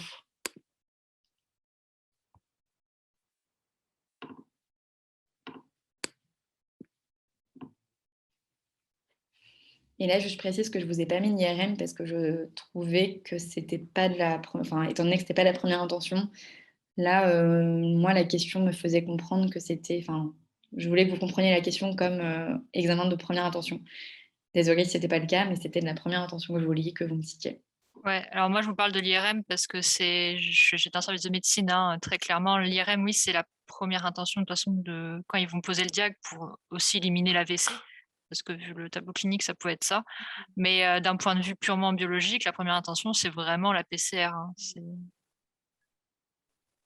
Ok, merci Aurélie. C'est le truc vraiment, c'est la première chose qu'ils font une fois qu'ils ont vu qu'ils pouvaient faire une PCR, il faut une PCR multiplex, mais pour cibler plusieurs agents, mais c'est vraiment l'examen qui va être fait tout de suite, quoi. Je regarde ce que dit Artélie. Donc, si on a une atteinte du parenchyme, c'est pas très bon pronostic. Elle aura des séquelles. Moi, tu as tout à fait raison. Je sais pas si les autres vous partagez son avis, mais globalement, c'est pour ça qu'on a dit que c'était une urgence diagnostique et thérapeutique. C'est que pour les patients qui ne seront pas traités, on aura un taux de létalité qui est très important. Et pour les patients qui sont traités, on aura quand même des séquelles. Parce que, comme tu as dit, le parenchyme cérébral, il est atteint. Donc, on va garder les séquelles. Donc ça vient directement du PILI. Hein, donc, apprenez ça dans le PILI. Je trouve ça plus détaillé que dans nos cours du DEBOC. Donc, le pronostic, comme je vous l'ai dit, va directement dépendre de la précocité de la mise en route du traitement. Donc, encore une fois, je le répète, mais c'est important, c'est une urgence diagnostique et thérapeutique.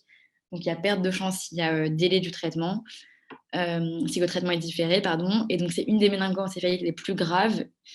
Et donc, c'est aussi pour ça que j'ai voulu vous interroger dessus, c'est que c'est quelque chose à avoir en tête. Et je sais qu'en pharma, on pense plus aux méningites, je trouve que c'est plus quelque chose qu'on voit dans les cas cliniques, la méningite classique à méningo ou à pneumo. Mais c'est très important d'avoir en tête que la méningite, vu sa gravité et les séquelles possibles, la méningite à herpès, c'est quelque chose à avoir en tête face à la gravité du tableau clinique. Donc, comme je vous disais, sans traitement, mortalité de 80% et chez CAC, c'est la moitié des survivants. Donc, c'est terrible quoi, comme tableau et comme pronostic. Et sous traitement, mortalité de 10%. Donc, dans tous les cas, ça reste très sombre, quoi. Et 50% de guérison sans séquelles et 40% de guérison sans séquelles. Et tu l'as dit, Artélie, je crois, les séquelles, elles peuvent être cognitives, comportementales. Ça peut être de l'épilepsie, donc typiquement la lésion du parenchyme qu'on a observée tout à l'heure. Elle était aphasique, elle avait des troubles du comportement, elle est convulsée. Donc, ça va pouvoir être le même type de tableau qu'on va observer en post-infectieux. Est-ce que vous avez des questions sur ce cas clinique numéro 1?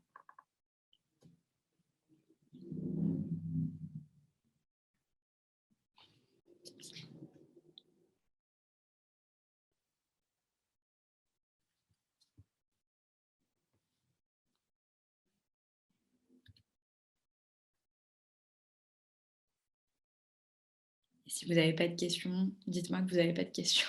Parce que du coup, sinon, je ne sais juste pas si vous êtes toujours là. Ok, je regarde. Tac. Ok, super, pas de questions, parfait. Bon, du coup, on va passer au cas clinique numéro 2, qui est pour le coup plus classique du concours. Mais je trouve ça important d'avoir les agents, les étiologies virales en tête aussi. Ok, donc le cas clinique numéro 2, donc c'est monsieur V, 45 ans, qui est éthylique chronique et séropositif pour le VIH. Donc il a eu une intoxication alcoolique aiguë il y a quelques jours et il a brutalement chuté sur la tête. Je vous ai mis en gras les mots-clés. Et il vous avoue qu'il ne prend pas toujours très bien ses traitements parce qu'il est souvent bourré. Donc il oublie ses médicaments, ses antirétroviraux, et il se présente aux urgences ce matin pour des douleurs à la nuque qui sont très raides à la flexion quand il baisse la tête. Il a vomi 2 fois ce matin, et à l'admission aux urgences, donc la prise des constantes, elle a été effectuée et il révèle une fièvre à 39,2.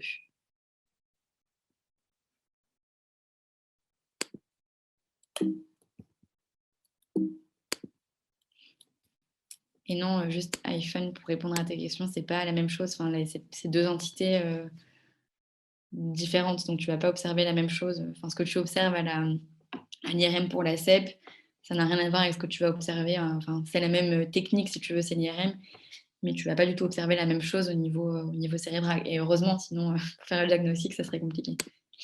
Ok, donc là, c'est comme tout à l'heure.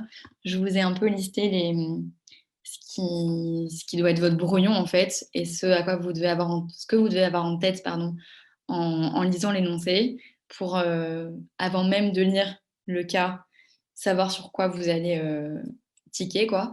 Et je vous rappelle, quand vous avez un énoncé, vous lisez toutes les questions jusqu'à la fin, avant de vous lancer dans les réponses, pour pas faire de hors-sujet dans la question 1, répondre à un truc qui était attendu dans la question 4, et perdre du temps, et c'est chiant. Donc, il est séropositif et il est non observant. Donc, c'est un patient qui est immunodéprimé et qui est en rupture de traitement, en tout cas en échec de traitement. La chute brutale sur la tête, ça devait ici vous faire poser, vous évoquez un traumatisme crânien. En tout cas, j'espère, parce qu'il y avait beaucoup de... Enfin, du coup, l'hypothèse diagnostique a découlé quand même pas mal de ça. Et les douleurs à la nuque, la raideur et les vomissements, là, c'était la typique du syndrome méningé. Donc, j'espère que ça vous a... que ça n'a pas fait de doute pour vous que c'était un syndrome méningé face à ce tableau clinique. Est-ce que quelqu'un veut se lancer pour répondre à la question? Allez, première question, pardon. Donc, qui était sur l'hypothèse diagnostique. Et en justifiant par rapport du coup à l'énoncé. Je vous ai volontairement pas mis de bio pour là, parce qu'il y a pas mal d'énoncés. Enfin, du coup, j'ai épluché les analogues de concours qui traitait les infections du SNC, et il y a des fois où vous n'avez pas le bio. Donc, il faut que vous sachiez vous en tirer avec la clinique et le contexte. Donc, je trouve que c'est un exercice qui est différent, mais qui est intéressant et qui peut être parfois un peu plus dur. Je regarde ce que vous me répondez. Ok, alors non, ce n'était pas ça. Ce n'était pas ça. Mais effectivement, j'avais peur que vous disiez que c'était ça. Mais ce n'était pas ça, et c'était par rapport aux facteurs de risque en fait que je voulais vous orienter vers quelqu'un m'a dit le pneumocoque. Alors, je suis désolée si c'était pas clair pour vous. Ok, et du coup, Océane, je vais te faire te lancer. Désolée, est-ce que tu peux prendre la parole et me dire pourquoi tu es allée sur une méningite à pneumocoque et pas sur une cryptococose? Parce que je vous l'accorde, c'était pas d'une évidence absolue, mais j'aimerais bien que tu me dises pourquoi est-ce que tu as été sur une méningite à pneumo et pas sur autre chose. Si tu veux prendre la parole ou juste... Parce que du coup, il y a un possible traumatisme crânien. On Ok. est chez un patient immunodéprimé. Ouais. L'alcoolisme aigu aussi, je crois. Ok, bah écoute, c'est très bien. En fait, oui, voilà, ce à quoi c'est parfait. Ce à quoi je vous attendais au tournant, et je vous l'accorde, c'était pas très facile, honnêtement, comme cas, c'est qu'il y avait 100% il y avait énormément de facteurs de risque d'infection invasive à pneumocoque. Donc, c'est un éthylique chronique. Donc, l'alcoolisme chronique est un facteur de risque. Le VIH est un facteur de risque. Et la brèche ostéoméningée est un facteur de risque. Donc, là, vous aviez les facteurs de risque un peu cardinaux de ce type de méningite. Chronique, ouais, chronique. Et juste artérisme, tu m'as dit méningite infectieuse. Je suis pas très d'accord avec ce terme. Enfin, pour moi, c'est redondant. Une méningite, c'est une infection des méninges. Donc, c'est une méningite, quoi.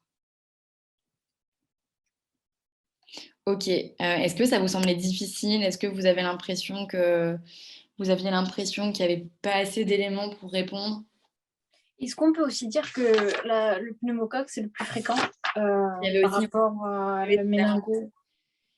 Il n'y avait pas assez d'éléments. Ok, bah écoute, je reconnais qu'il n'y avait peut-être pas assez d'éléments. Après, je voulais vous orienter aussi vers un patient qui n'était pas non plus à un stade avancé de la phase SIDA, quoi, parce que le crypto, on va plutôt y penser quand les CD4 deviennent très bas. Donc, effectivement, peut-être que... Après, d'un point de vue cas, si le cours est connu parfaitement, il faut savoir que la brèche ostéoméningée, c'est C'est l'élément vraiment qui doit vous faire déclencher que ça peut être un pneumocoque. C'est ça en fait que je voulais vous amener après. Enfin, on est assez tôt dans l'année, donc c'est peut-être pas un détail que vous avez en tête parce qu'en plus c'est quand même assez rare. Mais j'avoue que c'était pas quelque chose de simple. Enfin, j'avais fait quelque chose de plus facile au début et je m'étais dit bon allez, je vais les ticker sur ça. Au moins maintenant vous aurez ça en tête pour les prochaines fois. Retenez que là vraiment c'est un copier-coller du pilier comment dire, des facteurs de risque en fait. C'est vraiment la brèche ostéoméningée sur un terrain d'éthylisme chronique et séropositif, ça doit vraiment vous orienter vers un pneumocoque, même s'il n'y a pas la bio et même s'il n'y a pas plus d'éléments. Voilà. Et il y a aussi un autre élément qui ne nous orientait pas vers un cryptococcose, c'est il y a aussi une notion de brutalité, hein, que c'est ce matin aux urgences, douleur à la nuque. On nous dit que c'est quelque chose, enfin, il s'est présenté aux urgences du coup parce que c'est quelque chose d'assez soudain. Et que la notion qu'on a sur la cryptococcose, c'est que c'est quelque chose d'un petit peu plus progressif aussi. Hein. Ça peut prendre dans l'anophèle, ils disent des semaines, voire des mois. Donc, ouais, retenez que c'est des mois et que là, c'est vraiment, je ne vais pas dire l'orage ou un ciel bleu, mais c'est vraiment quelque chose de soudain, quoi, qui a nécessité une consultation pour un patient qui, visiblement, n'est pas très proche du système de soins et qui consulte parce qu'il se passe quelque chose d'aigu, quoi. Voilà. C'est aussi des choses à avoir en tête quand on lit un cas clinique. Mais effectivement, c'était peut-être pas évident, je le reconnais. Ok, donc du coup, l'hypothèse diagnostique, c'est ce qu'on a dit. Donc évidemment, l'argument épidémio était hyper important parce que c'est l'étiologie de méningite bactérienne la plus fréquente chez l'adulte. C'est environ 700 cas par an. Donc, ça reste pas hyper fréquent, mais c'est quand même la plus fréquente chez l'adulte. Et les facteurs de risque présents chez ce patient, donc VIH+, et mauvaise observance, donc immunodéprimé, l'alcoolisme chronique, et il y a une notion de trauma crânien qu'il fallait savoir évoquer sur le trauma crânien dont on vous parlait et évoquer surtout le terme de brèche ostéoméningée qui était le mot-clé clairement attendu ici en référence au pneumocoque du coup. Les arguments cliniques, donc c'est le syndrome infectieux avec la fièvre et le syndrome méningé, donc avec des éléments cardinaux. Dans les diagnostics différentiels, du coup, ça va appuyer ce que je vous disais. C'était l'atteinte neuroméningée à Cryptococcus neoformans. On dit plutôt atteinte neuroméningée à Cryptococcus plutôt que méningite parce que c'est plus exact, tout simplement, en termes d'atteinte clinique. Donc, Cryptococcus, je vous le rappelle brièvement, c'est une levure saprophyte. Et dans ce cas-là, c'est un début qui est insidieux et très progressif, semaine à mois. Hein. C'est quand même à garder en tête que ce n'est pas quelque chose de soudain. Et le syndrome méningé, il va arriver dans un second temps sur une atteinte neuroméningée. Donc là, on avait un syndrome méningé qui était quand même assez brutal. Donc, ce n'était pas encore une fois ce qu'on retenait en hypothèse première. Et la méningite à méningo, elle était moins probable compte tenu de l'âge du patient, parce que c'est surtout évoqué chez les moins de 25 ans. Après, on avait d'autres causes, notamment, en plus, c'est un patient qui est immunodéprimé, donc Mycobacterium, il manque un U, tuberculosis, mais là, le diagnostic était difficile, donc honnêtement, avec l'absence de bio et juste sur un énoncé, c'était peu probable, personne n'aurait pu trouver ça, donc c'était pas à retenir en premier, vous n'aurez rien pour l'affirmer. Les mycobactéries atypiques, c'est le même problème. Et l'Listeria monocytogenes, mais dans ce cas-là, le début aurait été progressif avec une phase prodromale. Je suis désolée, on sonne à ma porte, je vais juste vous laisser 2 secondes réfléchir à la question prochaine et aller ouvrir.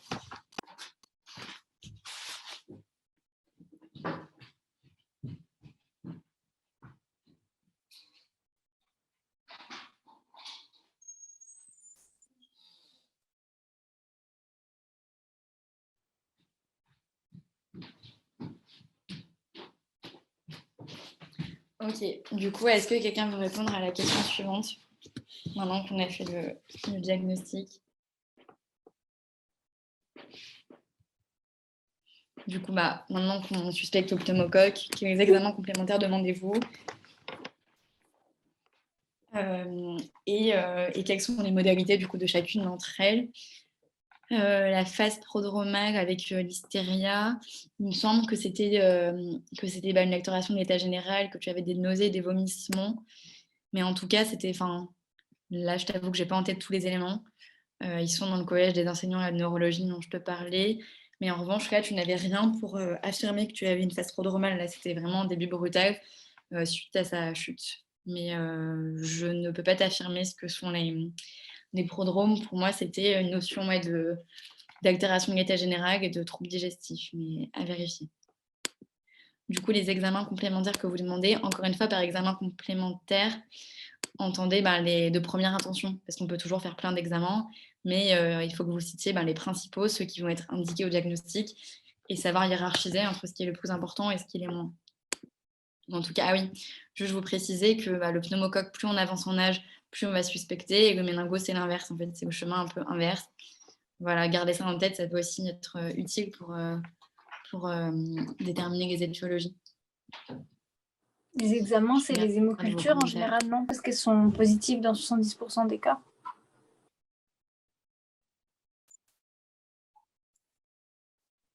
L'hémoculture. Ok, d'accord, donc hémoculture, je prends, premier. Et deuxième, j'en attends un autre, ce qui est évident.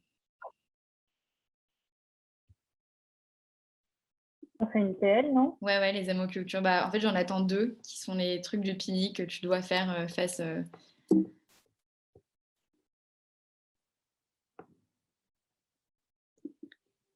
Est-ce que quelqu'un...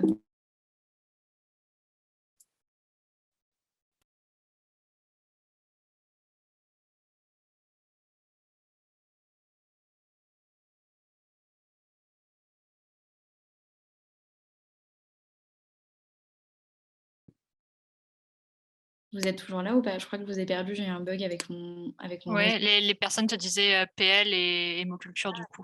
Excusez-moi, parfait, du coup, PL et hémoculture. Je vous précise juste que c'est les 2 qui sont dans le PILI et qui sont dans le collège des enseignants en neurologie. C'est que face à une suspicion de méningite à pneumo, c'est les 2 premiers examens qui vont être retenus. Je ne sais pas si vous avez dit d'autres choses pendant que j'étais off de ma Wi-Fi. Et moi, j'ai une petite question. Est-ce que quand on parle d'examen direct, on parle de la PL pour la méningite à pneumocoque? Je comprends pas ta question. Parce que dans le PILI, il dit examen direct positif dans 90% des cas. Du coup, est-ce qu'il parle de la ponction lombaire ou... Non, quand on te parle d'un examen direct, c'est souvent au microscope. Tu as mis entre au niveau des lamelles et puis tu regardes et tu fais et tu vois directement quel germe c'est. Parce que le problème de l'hémoculture ou de faire une culture tout court, en fait, c'est que ça te prend du temps et souvent on est un peu dans le rush quand tu es face à une infection du système nerveux. Okay. Tu ne peux pas faire d'examen direct sur une hémoculture, c'est justement pour ça qu'il faut incuber, mettre dans un bouillon, c'est que tu verras rien si tu regardes entre lamelle et lamelle, quoi. Ok, du coup, vous me les avez dit. Est-ce que quelqu'un... Alors ça, vraiment, c'est un grand classique. Apprenez-le par cœur dès maintenant, parce que ça vous servira pour toute la suite de vos révisions. Est-ce que quelqu'un veut me faire un petit topo, du coup, sur les modalités de réalisation d'une hémoculture? Ça, vraiment, je sais que c'est chiant de vous demander ça, mais c'est hyper important pour à peu près plein de chapitres d'infection. Dès que vous avez une fièvre d'origine déterminée ou une fièvre profonde. Alors, j'ai pas tout, mais quelques éléments, juste, parce que j'ai pas révisé. Je sais que c'est sur prélèvement aseptique avant toute antibiothérapie. Ok, super. Qu'on va prélever sur des tubes de 20 ml et pas de 5, il me semble. Ok. Qu'on va faire plusieurs prélèvements. Nous, je crois qu'on avait entre 2 et 5, de part et d'autre, des pics fiévreux. Ouais, très bien. Et là, comme ça, sur le coup, je bug. Ok, écoute, c'est déjà très bien. Avant toute antibiothérapie aussi, au pic fébrile. C'est ce qu'avait dit Morgane, je crois. Je dis juste que l'hémoculture, juste pour répondre à la question sur le chat, l'hémoculture, juste ce que je veux dire, c'est quand on prend le sang du patient, on ne peut pas voir directement entre lamelle et lamelle. Il va d'abord falloir incuber, faire croître les bactéries. Et après seulement, quand on aura augmenté l'inoculum bactérien, là, on pourra faire un examen direct. Mais ce n'est pas prise de sang et je regarde entre lamelle et lamelle ce qui se passe, quoi. Voilà. Je crois que c'est ça ce qui n'était pas hyper clair. Mais... Ok, et du coup, donc ça c'était pour les MOC. Ok, il y avait pas mal d'éléments. Et est-ce que quelqu'un du coup peut me faire un topo sur la PL, qui est genre un peu le truc phare de ce chapitre?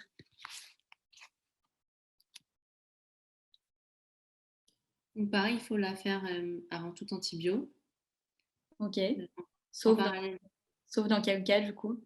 Sauf dans le cas où c'est l'étude, on a un fond à fulminance, et donc l'étiologie suspectée, c'est le méningo, ouais. méningo. Donc Ensuite, pareil que l'hémoculture, on réalise l'appel en conditions stériles, matériel stérile, asepsie cutanée. L'appel, on l'a fait entre L4 et L5. Il y a eu un petit débat entre L3 et L4 ou L4 et L5 aussi dans le chat. Si tu peux confirmer que c'est bien L4, L5. Oui, c'est bien L4, L5. C'est L4, L5 et pour moi, c'est voire L5, S1, mais c'est plus L4, L5. Enfin, en tout cas, c'est clairement après L3, donc c'est L4, L5. Ok. On prélève 3 tubes, je crois. Et les volumes, c'est inférieur à l'EMOC, ça doit être 5 ml pour l'adulte. Ok. Et ensuite, acheminement rapide au laboratoire. Ok. Bah écoutez, c'est très bien. Il y a pas mal de trucs. Et du coup, justement, je pousse un peu le vice, mais pourquoi est-ce qu'il faut acheminer rapidement au laboratoire?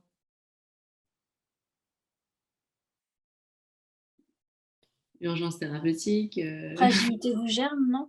Ouais, du coup, fragilité du germe, notamment pour le méningo. Bon, là, du coup, c'est pas forcément pertinent, mais bon, ça va avoir en tête que le méningo, c'est une bactérie exigeante qui est très compliquée à garder un peu à l'air libre, quoi. Donc, fragilité du méningo et que les neutrophiles se lisent rapidement. Donc, pour pas qu'il y ait des erreurs analytiques, quoi, vous l'acheminez rapidement au labo. Ok, ben, très bien. Parfait, Océane, j'ai vu ta réponse. Et oui, PX, c'est L4 et 5. Ok, du coup, donc les examens demandés, encore une fois, c'est de la première intention.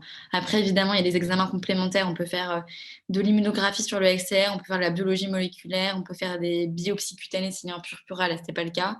On peut doser l'interféron dans le XR, mais là, c'était de la première intention. Et c'est ce qu'on attendait de vous, enfin, en tout cas, c'est de moi ce que j'attendais de vous, c'était vraiment la première intention. Ouais, donc L4, L5, ou Aurélie confirme L5, S1. Ok.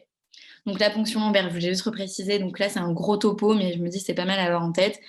C'est un acte médical, c'est important à l'avoir en tête, que ça peut pas être un infirmier qui le fait ou pas un biologiste. C'est en urgence, c'est indispensable au diagnostic. Je sais plus qui l'a dit, mais c'était tout à fait vrai. C'est avant toute antibiothérapie, sauf s'il y a un purpura. Il faut réaliser au moins une hémoculture en parallèle. Les modalités de réalisation, c'est le patient qui va être installé dos à la lumière, le dos rond, et le prélèvement se fait entre L4 et L5 en asepsie stricte, donc désinfection en 2 temps avec un antiseptique alcoolique et un champ stérile. Il faut prélever 3 tubes de LCS, donc c'est 2 à 3 ml, soit 40 à 60 gouttes. Bon, j'ai beaucoup détaillé, mais au moins vous aurez une réponse poussée. Je sais que les chiffres varient, mais 40 à 60 gouttes, c'est les chiffres du PILI. Donc, j'imagine que vous allez me dire, ah, mais c'est pas pareil dans le Deboc. Oui, mais j'ai pris les trucs du PILI et c'est 40 à 60. Donc, je me suis fixée là-dessus. Après, je pense savoir que c'est 2 à 3 ml, c'est à mon sens suffisant. Donc, acheminer rapidement au labo pour les raisons qu'on a évoquées et réaliser de manière concomitante une glycémie veineuse. À ne pas oublier, ça personne ne me l'avait dit, pour interprétation correcte de la glycorachie. Ça, c'est vraiment super important. Est-ce que la PL... oui, la PL est contre-indiquée en cas d'engagement cérébral dans ce cas. Est-ce que tu veux dire, est-ce que dans ce cas-là, c'était contre-indiqué? C'est ça que tu voulais dire, Maria? Oui, ni un pharmacien. Ouais. Quand je disais ni un pharmacien, c'est ni un biologiste. Enfin, il n'y a que le médecin qui peut faire la PL. Maria, juste, tu veux me repréciser ta question, parce que je suis pas sûre d'avoir compris.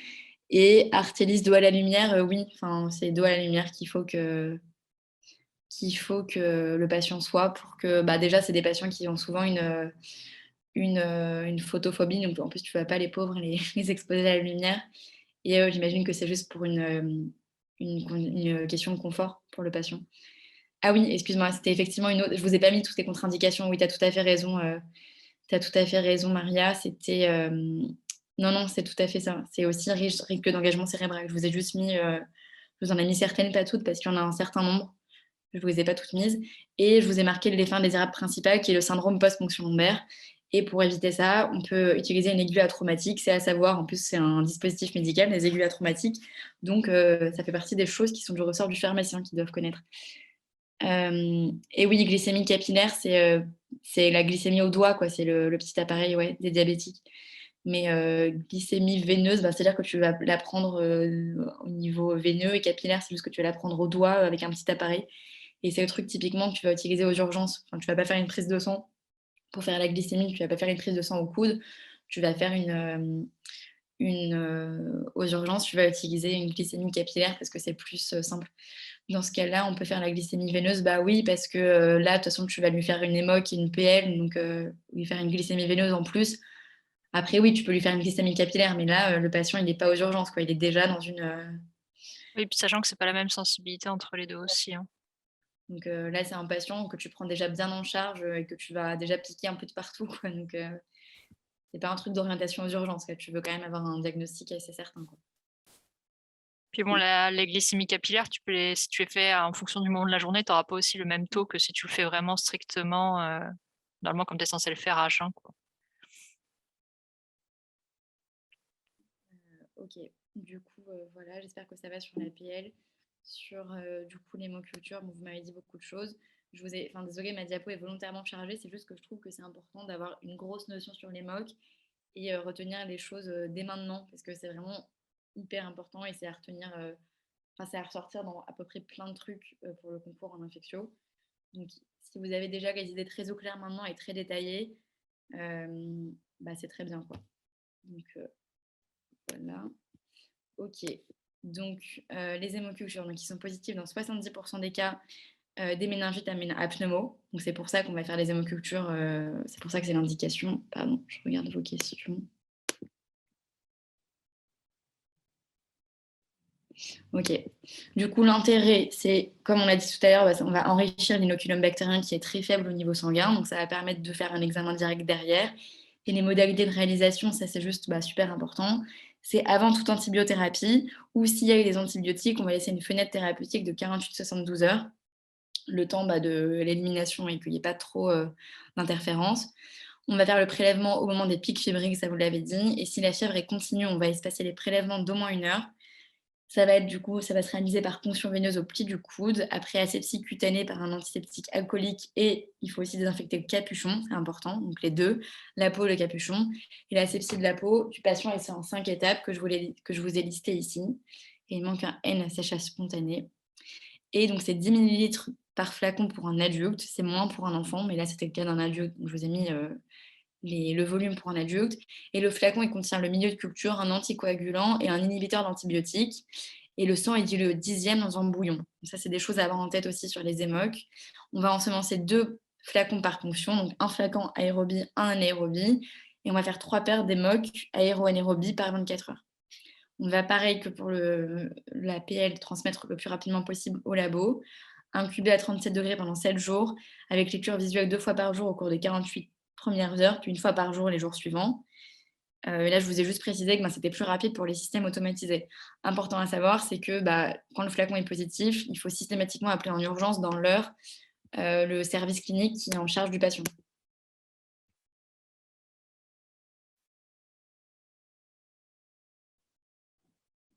Oui, c'est vrai que Artemis qui a écrit que les pics fébriques ne sont pas représentatifs de la libération des bactéries. En revanche, dans les recos, c'est quand même à faire au moment des pics fébriles.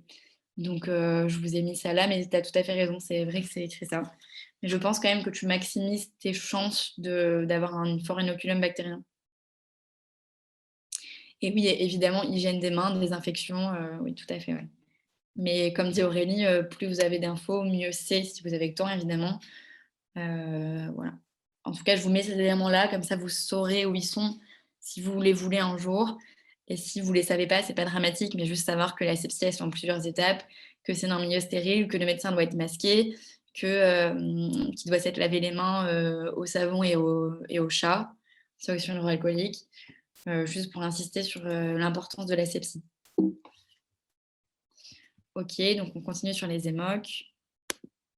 Donc, devant une suspicion de positivité des hémocultures, on va faire un examen micro et une mise en culture. Donc, à ce stade-là, on va pouvoir, à l'examen micro, à l'état frais, on va observer la morpho et la mobilité de la bactérie, ou l'immobilité en l'occurrence. Et l'examen direct, il est positif dans 90% des cas de méningite à pneumocoque. Désolée pour le... Ah merde. Ça s'est arrêté, désolée.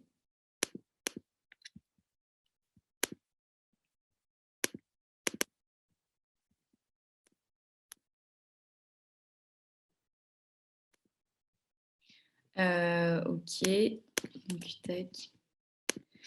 On va faire une coloration ensuite sur l'examen direct, pour l'examen microscopique, puis on réalise un antibiogramme. Évidemment, c'est à ne jamais oublier l'antibiogramme, surtout dans le cas du pneumocoque, on verra après, et identification par spectro de masse.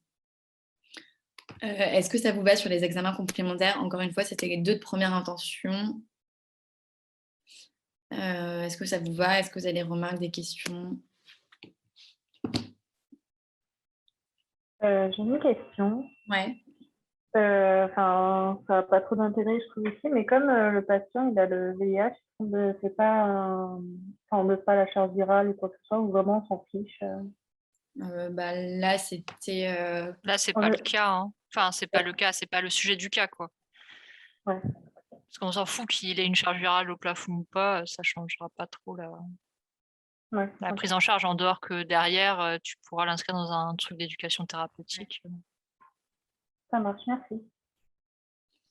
Donc, ouais. Mais effectivement, c'est bien d'avoir ça en tête sur un message. Tu vois, ça aurait été important si on me disait qu'il y avait une suspicion de VIH et que c'était pour un bilan pré-thérapeutique. Mais là, effectivement, ce n'était pas l'objet, même si le patient était VIH, comme tu as dit, Aurélie. Ok, du coup, pour la question 3, est-ce que vous pouvez me faire un petit topo vite fait, même si vous n'avez pas forcément revu sur le Streptococcus pneumoniae, ce que vous avez en tête, ses caractéristiques principales, si c'est un cocci, c'est gram-nec, gram-pose, immobile. Et voilà, je suis ouverte à vos remarques. Moi, je veux bien le faire. Vas-y, je t'en prie, merci. Du coup, c'est un cocci gram plus, c'est un diplocoque lancéolé. Okay. Il est capsulé, je crois non sporulé, je suis pas sûre. Il est au niveau de ses caractéristiques biochimiques, il est catalase plus, oxydase moins. Il fermente le glucose sans production de gaz, je crois. Il y a la liste des colonies par la bile. Après, au niveau des conditions de culture, du coup, la gélose, c'est une gélose sans Columbia, avec pour rendre le prélèvement, pour rendre la culture spécifique au gramme plus, on met ANC, je ne sais plus le nom des antibiotiques par contre. Et après, du coup, on cultive, alors les conditions, je ne sais plus, 37 degrés. Ouais. Et après, on observe du coup des colonies ombiliquées vertes sur fond rouge. Et je crois qu'il y a une zone des alpha-hémolyses autour. Ouais. Et après, elles sont muqueuses, je crois, du fait de la capsule. Et voilà, c'est tout ce que j'ai. Ok, écoute, c'est très bien. Alors moi, je ne suis pas rentrée dans la correction dans le détail autant des caractéristiques catalase plus et moins. Mais si tu les connais le jour J, ça, je sais que c'est une question qui revient souvent. Ah oui, pardon, c'est moins, catalase moins. Ouais, c'est moins. Mais t'inquiète. Si vous connaissez les caractéristiques le jour J, mettez-les, vous n'avez rien à perdre. Après, j'aurais plus tendance à vous dire toutes les retenir et ne pas se planter. Moi, j'avais essayé, j'ai pas réussi. Après, si vous avez une mémoire meilleure que la mienne, et c'est possible, hein, je n'ai pas du tout une mémoire incroyable, mettez-les, vous ne perdez rien. Mais je trouve que le jeu en vaut pas la chandelle et se casser la tête et perdre de l'espace mental et du temps à les apprendre, je pense que ça vaut pas la peine. Après, c'est que mon avis. Mais si vous avez déjà beaucoup d'éléments que tu as dit sans avoir catalase et oxydase, avec le risque de se planter, voilà. Pour moi, c'est quand même plus secondaire, quoi. Ok, du coup, je vais juste reprendre ce que tu as dit. Donc, Streptococcus pneumoniae, c'est le pneumocoque. Tu l'as dit, c'est un diplocoque lancéolé qui est gram-positif avec une capsule polyosidique qui est non sporulée immobile. Et juste petit tips, tu me disais non sporulé, je crois. Juste, je vais vous faire gagner de l'espace mental. Le seul sporulé qu'on doit connaître, c'est Clostridium, notre programme. Donc, voilà. Ok, merci, super. Voilà, comme ça au moins, on sait qu'ils sont tous non sporulés sauf Clostridium. Donc voilà, et du coup c'est immobile. Donc à l'examen direct, on va observer l'immobilité. On verra que les bactéries ne sont pas mobiles. C'est une bactérie qui est exigeante, ça par contre c'est important de le dire parce que les conditions de culture vont varier. Donc tu l'as dit, culture gélose au sang Columbia plus ou moins ANC si c'est un prélèvement polymicrobien. Ici en théorie c'est pas le cas. Donc parce que on est sur du sang, on n'est pas censé être polymicrobien. Donc, personnellement, j'aurais tendance à ne pas avoir mis plus ou moins ANC. Je sais que j'avais un prof très pointilleux sur ça, qui disait que quand c'était un milieu qui était par nature stérile, l'ANC ne servait à rien, donc acide nagadixique colistine. Après, j'avoue que j'ai tendance à mettre le plus de choses possible, donc j'aurais mis plus ou moins, donc doute. Mais bon, sachez quand même que c'est un milieu qui est censé être stérile, le sang. Et s'il ne l'est pas, c'est qu'il y a une bactériémie. Donc tu l'as dit, ça produit une pneumolysine, c'est des colonies aqua-hémolytiques, ça va faire un halo vert sur une gélose au sang.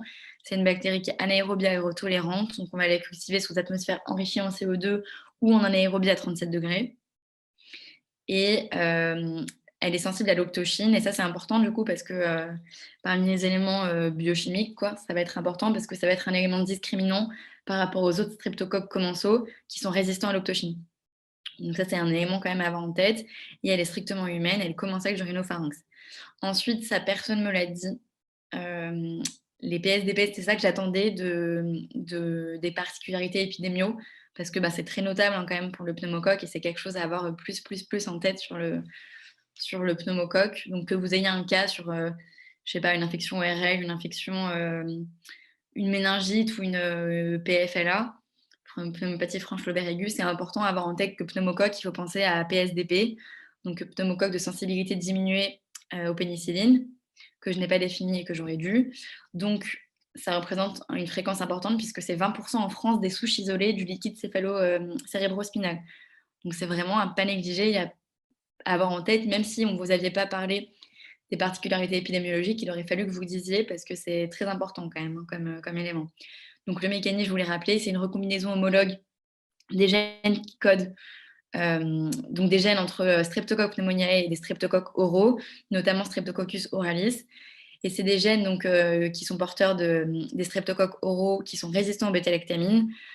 Donc qui vont coder, du coup, il va y avoir une recombinaison homologue, pardon, j'étais pas très claire, et ça va coder du coup le nouveau gène, un gène mosaïque, qui va coder pour des PLB d'affinité diminuée aux bêta-lactamines. Donc ça, on va le rechercher sur notre boîte de pétri, une fois qu'on aura mis en culture, par des disques d'oxacilline, donc qui sont en antibiotique, on est d'accord, qui est en pénicilline. Et donc, on va voir par rapport au diamètre d'inhibition. Si le diamètre d'inhibition il va faire moins de 20 mm, on va voir que le diamètre d'inhibition est mauvais, donc on va suspecter en fait une sensibilité diminuée, donc on va conduire à rechercher les CMI, donc de la PNIG, de la MOX et d'une C3G. Et je voulais juste préciser quelque chose qui est spécifique au pneumocoque. Si la CMI elle est supérieure à 0,5 mg par litre, on va réaliser une PEC de contrôle à 48-72 heures, qui n'est pas le cas en général en fait. C'est vraiment s'il y a des résistances supposées. Mais globalement, la réappréciation d'une méningite, ça va être sur le plan clinique. Mais là, c'était important à avoir en tête que dans le cas d'une CMI supérieure à ce seuil-là, il va falloir réaliser une PEC de contrôle. Ce qui est, encore une fois, je répète, pas la norme. Non, pour moi non plus, c'est pas la même chose.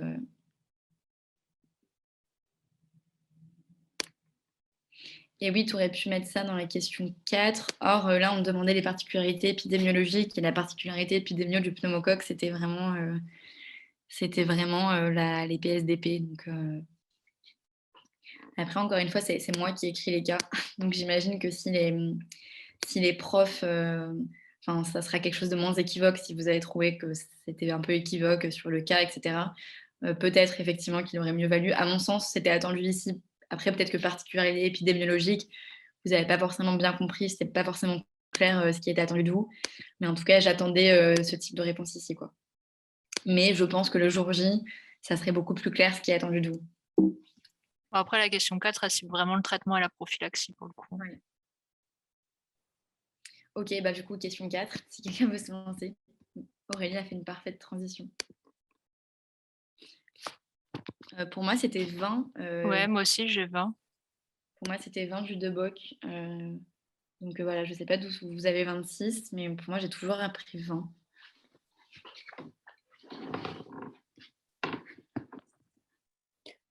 Pour la question du traitement, c'est une méningite à pneumocoque. Du coup, le traitement, c'est pour 10 à 14 jours.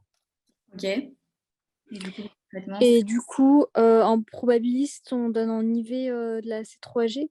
Ok. Laquelle, du coup, parce que la C3G, c'est une classe. Oui, je crois que c'est ceftriaxone, si je ne me trompe pas. Ok, ceftriaxone ou céfotaxime, ouais. Et puis, après, on regarde en fonction du diamètre, oui, comme on disait, si c'est inférieur ou supérieur à 0,1 mg par litre. Ok. Ok, donc tu me l'as dit. Ne pas hésiter à préciser que c'est une antibiothérapie. Enfin, ça, tout ça, c'est des mots-clés, hein. Large spectre, c'est en urgence, c'est parentéral intraveineux, c'est à forte dose, c'est bactéricide et c'est adapté à l'antibiogramme. Ça, c'est vraiment des trucs qu'il faut que vous ayez en tête. Ce qui est bactéricide, ce qui est bactériostatique, ce qui est... même si on ne doit pas connaître les doses, savoir que c'est à forte dose, c'est important parce que c'est une infection grave, donc on ne va pas la traiter à dose homéopathique, quoi. Et que c'est une antibiothérapie large spectre, c'est important aussi. Donc en première intention, tu l'as dit, ça va être une C3G, ceftriaxone ou céfotaxime, durée de 10 à 14 jours. S'il y a une allergie, je ne vous l'ai pas marqué, mais on va pouvoir mettre de la vancomycine. Je vous ai rappelé le mécanisme d'action des bêta-lactamines, de la famille des céphalosporines de 3e génération. Et oui, bah là, du coup, vous avez vu, mais bon, je voulais vous faire une petite interrogation sur qu'est-ce que vous pensez du coup de l'injection de dexaméthasone. Du coup, vous avez vu ma diapo, mais qu'est-ce que vous pensez du coup de l'injection de dexaméthasone dans le cas du patient par rapport aux recommandations d'injecter de la dexa chez un patient pour La diminuer le DEXA, un syndrome. des effets indésirables principaux, ça va être le risque infectieux. Donc là, mauvais, quoi.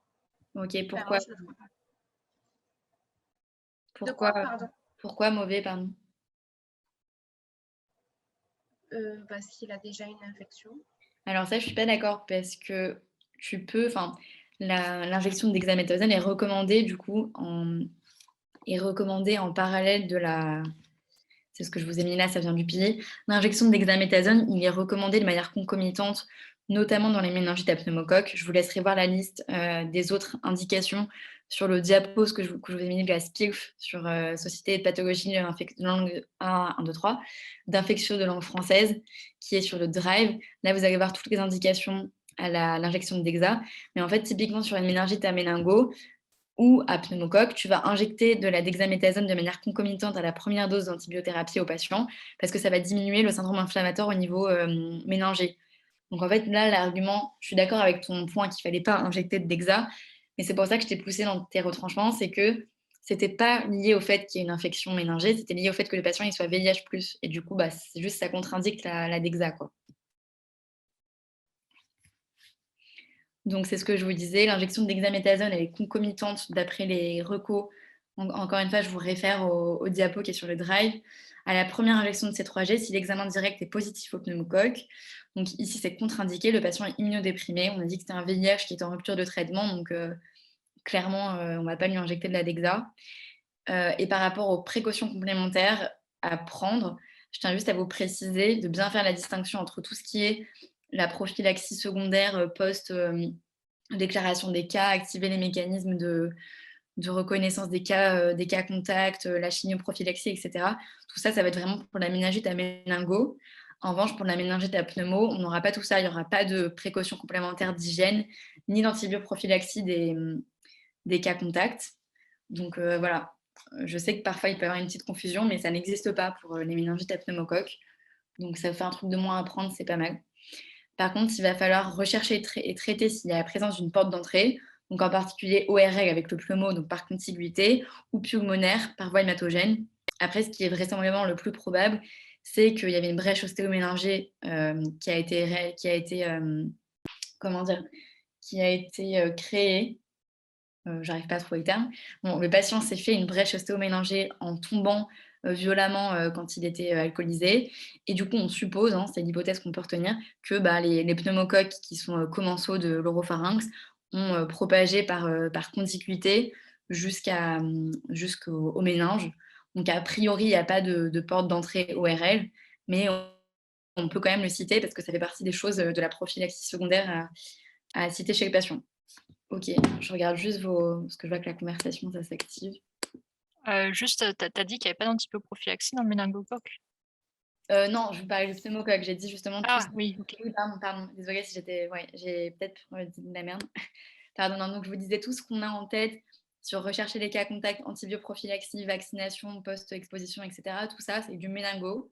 Pour le pneumo, il n'y a pas tout ça. Donc c'est important à savoir qu'il n'y a pas tout ça pour le pneumocoque. Donc là, on n'attendait rien comme précaution complémentaire, ni en termes d'hygiène, ni en termes d'antibioprophylaxie. Tout ce que vous avez en tête, ce que vous l'avez en tête, c'est pour le méningo. Voilà, j'espère que c'est plus clair comme ça.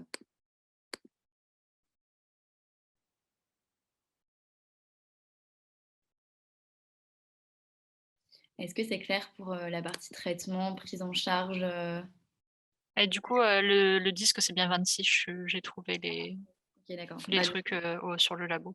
Du coup, faites attention parce que dans le 2BOC, c'était sur quoi j'avais fait mes cours et ça, enfin mes cours de l'internat, quoi, bah, c'est 20, donc faites attention. J'ai modifié ma diapo, mais du coup, faites gaffe, il y a une info qui est correcte. Et du coup, petite question, en fait, c'est comme le pneumocoque au niveau du traitement, c'est à peu près comme le méningocoque, sauf qu'on contre-indique la dexaméthasone en cas de... Enfin non, là, c'était parce que c'était par rapport au cas, mais du coup, c'est juste par rapport à tout ce qui est prophylaxie, enfin, il y a moins tout ce qui est cas contact et tout dans le pneumocoque, mais sinon, c'est à peu près comme dans le méningocoque. Tout ce qui est cas contact dans le pneumocoque, c'est des mesures qui ne sont pas à mettre en œuvre. Après, le traitement, oui, ça va être des C3G Dans les deux, ouais. dans les deux cas. Après, la notion de dexaméthasone, c'était pas. Enfin, tu peux mettre de la dexaméthasone est recommandée pour les méningites avérées à méningo. En revanche, pas s'il y a des facteurs de risque type immunodépression. Donc là, c'était vraiment parce que le patient était VIH positif et en plus un VIH vraisemblablement immunodéprimé parce qu'il ne prend pas ses traitements. Donc, Bon, après, il faut savoir qu'il y a eu des études de fait dessus et les patients, il n'y avait pas plus de mortalité si on leur foutait la dexa avec le VIH. Okay, mais par contre, il y a énormément d'effets indésirables derrière, comparé au placebo. Et on ne fait pas la prophylaxie RIF comme dans le méningo. Hein. Non, je tout ça, il n'y a aucune mesure, il n'y a aucune précaution, entre guillemets, contact, prendre aucune. Vraiment pour ça que je voulais vous faire le distinguo, c'est qu'autant le méningo, il y a plein de trucs à savoir, autant le pneumocoque, il n'y a rien. Donc voilà. Mais du coup, allez voir du coup les diapos de la SPILF où ils vous mettent bien les indications et les contre-indications à l'injection de Dexa et l'immunodépression en fait partie. Voilà. Ok. Même si vraisemblablement, c'est pas, ça ne donne pas plus enfin, la mortalité n'est pas plus élevée. Mais bon, en tout cas, gardez en tête que c'est une contre-indication quand même. Du coup, pour la question 5, est-ce que quelqu'un veut se lancer? On touche au but. Donc, comment Monsieur V aurait pu éviter de développer la symptomatologie?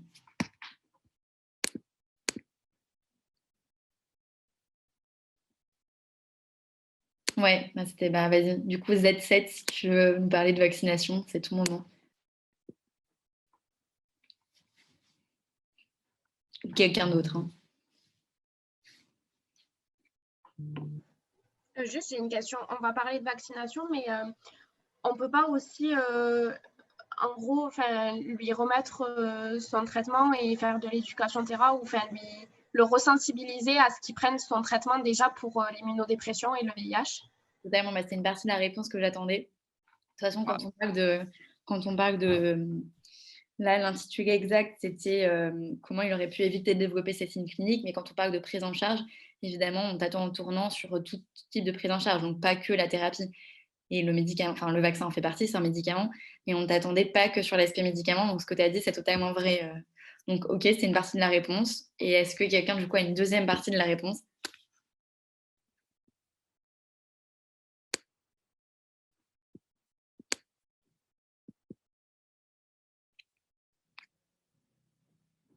Éviter les traumas crâniens, ouais. Ok. Ok, mais du coup, vas-y, je pousse ton raisonnement jusqu'au bout. Éviter les traumas crâniens, il était bourré vraisemblablement quand il s'est fait un trauma crânien, donc sevrage alcoolique, ok, très bien. Ça, pour le coup, ça va être un mot-clé, hein, ça va être attendu. Ok, et du coup, le dernier élément sur la vaccination, est-ce que vous pouvez m'en dire un peu plus? Parce que vaccination, c'est large. Vaccination pour l'entourage, c'est-à-dire, je comprends pas très bien que tu veux faire genre une stratégie du cocooning avec le pneumocoque, parce que ça n'existe pas. Enfin, c'est-à-dire que tu veux vacciner tout le monde dans son entourage pour qu'il évite de développer... Je comprends pas trop ce que tu vas dire, Artémis. Mais en tout cas, non, enfin, j'attendais. Ah, de toute façon, le nouveau-né, c'est un vaccin obligatoire. Donc, non. Enfin, voilà. Désolée, je boycotte la réponse. Il faut dire aussi pas de précaution d'antibioprophylaxie ou d'hygiène. Bah là, du coup, c'était attendu la question 4. C'était la question, c'était y a-t-il des précautions complémentaires à prendre? Ah, c'était pas dans la question 5. Non, non. Ok. L'immunodéprimé, c'est le vaccin 23 valent plutôt que le 13 valent qui est pour les Ok. nourrissons. Ok, très bien. Du coup, oui, la vaccination, ok. Donc ça, si vous avez un doute sur les vaccinations, je trouve que c'est... Enfin, moi, je vous conseille de vous y référer plus qu'au Deboc ou même au PMI, parce que moi, c'est actualisé. Allez sur le calendrier vaccinal, vous tapez calendrier vaccinal 2022 et vous avez le calendrier vaccinal, c'est très clair, c'est très bien fait, les indications, quel type de patients sont concernés et le schéma vaccinal. Comme ça, au moins, vous êtes sûr de ne pas vous planter. Mais du coup, vous m'avez dit sevrage alcoolique, c'est vrai. Vous m'avez dit éducation thérapeutique, sensibilisation à l'observance, c'est vrai. Et vaccination, donc c'est parfait. C'était ce que j'attendais. Après, je pense que si la question était à poser au CNCI, et ce qu'ils auraient surtout attendu, c'était la vaccination, pour le coup, la façon dont c'est posé. Parce que dans tous les cas, même si t'es pas VIH ni avec une intox alcoolique, juste le fait qu'il se cogne la tête, il aurait pu choper la méningite. Hein. Ouais. Donc, ouais, voilà, en gros, je vous ai juste mis ça comme ça. Je vous ai mis, par rapport à ce qu'a dit Aurélie, c'est secondaire hein, quand même. Donc, je vous ai mis règles d'hygiène diététique. Donc, on va orienter Monsieur V vers une prise en charge spécialisée pour traiter son alcoolodépendance. L'observance, on va vérifier les freins à l'observance, l'orienter vers un parcours d'éducation thérapeutique. Vérifier que son suivi médical est à jour, notamment s'il y a une porte d'entrée bucco-dentaire, ORL, pulmonaire qui n'a pas été traité parce qu'il est loin du système de santé. Et du coup, là, l'objectif, c'est de limiter les facteurs de risque d'infection. Mais par contre, ce qui va nous permettre de vraiment limiter significativement, ça va évidemment être la vaccination. Donc là, le schéma vaccinal pour les personnes immunodéprimées, qui sont, je vous le rappelle, inclus dans les recommandations de la vaccination anti-pneumococcique, parce qu'elles ont un risque élevé, très élevé, très accru par rapport à la population générale, d'infection sévère à pneumocoque. Donc le schéma vaccinal, je vous ai détaillé ce qui était VPC13 et VPP23. Donc ça va être en primo-vaccination. Là, on ne sait pas quel est le statut vaccinal de Monsieur V, donc j'ai préféré vous citer les deux. Maintenant, vraisemblablement, il n'est peut-être pas vacciné, vu qu'on aurait sans doute précisé, mais bon, il vaut mieux citer les deux en l'absence de précision. Donc en cas de primo-vaccination, ça va être une dose de vaccin pneumococcique congelé 13 valent suivi d'une dose du pneumococcique polyosidique à 8 semaines, donc 2 mois à l'intervalle. Et s'il y a une vaccination antérieure, ça va être une dose au minimum 5 ans après le dernier VPP23. Et écoutez, voilà. C'est fini pour moi. Donc, si vous avez des questions... Moi, personnellement, j'aurais juste rajouté, quand on parle des vaccins, pensez aussi à dire si c'est des vaccins qui sont vivants, pas vivants. Oui, c'est vrai. Et la voie d'administration aussi. C'est vrai que j'aurais dû rajouter, effectivement.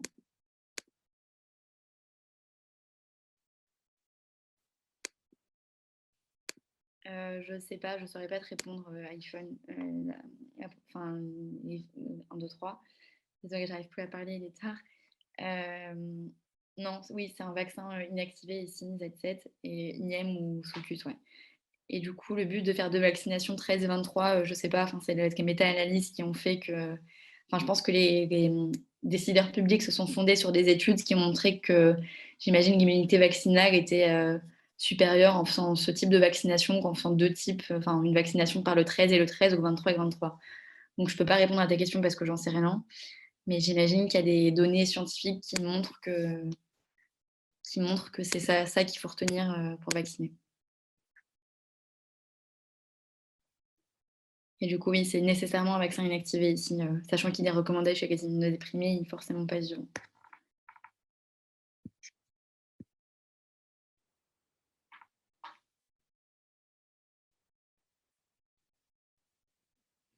Et du coup, de rien, j'espère que c'était clair pour vous. En tout cas, si je peux vous donner un conseil, c'est le Debois qui est bien, je ne vais pas non plus cracher dessus, mais des fois, les bouquins de médecine sont pas mal dans le sens où ils ne sont pas trop élagués et on peut vraiment comprendre le contexte dans sa globalité. Et surtout, ils sont à jour aussi. Ouais, parce que le Debug, je trouve qu'elle commence à se faire vieux. Enfin, je sais pas, je crois pas qu'il y ait une nouvelle version qui soit sortie depuis cette année. Mais je trouve qu'il commence enfin, sur les traitements, etc. Je n'ai pas d'erreur à vous citer, mais je trouve que typiquement sur le papillomavirus, c'est plus à jour. Enfin, voilà, je pense que c'est bien d'actualiser ses sources, quoi. Moi, je vous dis vraiment, gardez vraiment pour l'aspect description des virus et des bactéries, parce que ça, franchement, c'est super bien fait. Après, le reste, tout ce qui est syndrome, clinique, etc., allez sur les bouquins d'infectio, de médecine. Et notamment... Ouais, il y a le PILI. Bon, après, il y a les trucs des enseignements spécialisés. Il y en a aussi un autre qui est pas mal et qu'on ne pense pas beaucoup. Il s'appelle Tout sur les infections médicamenteuses, n'importe quoi, infectieuses aux océanies. En fait, il reprend pathologie par pathologie et il est vachement expliqué. Il y a pas mal de trucs, des arbres, pour ceux qui aiment bien ça, les arbres décisionnels. Et il y a pas mal d'encadrés, de vraiment des choses clés à retenir ou à savoir, quoi.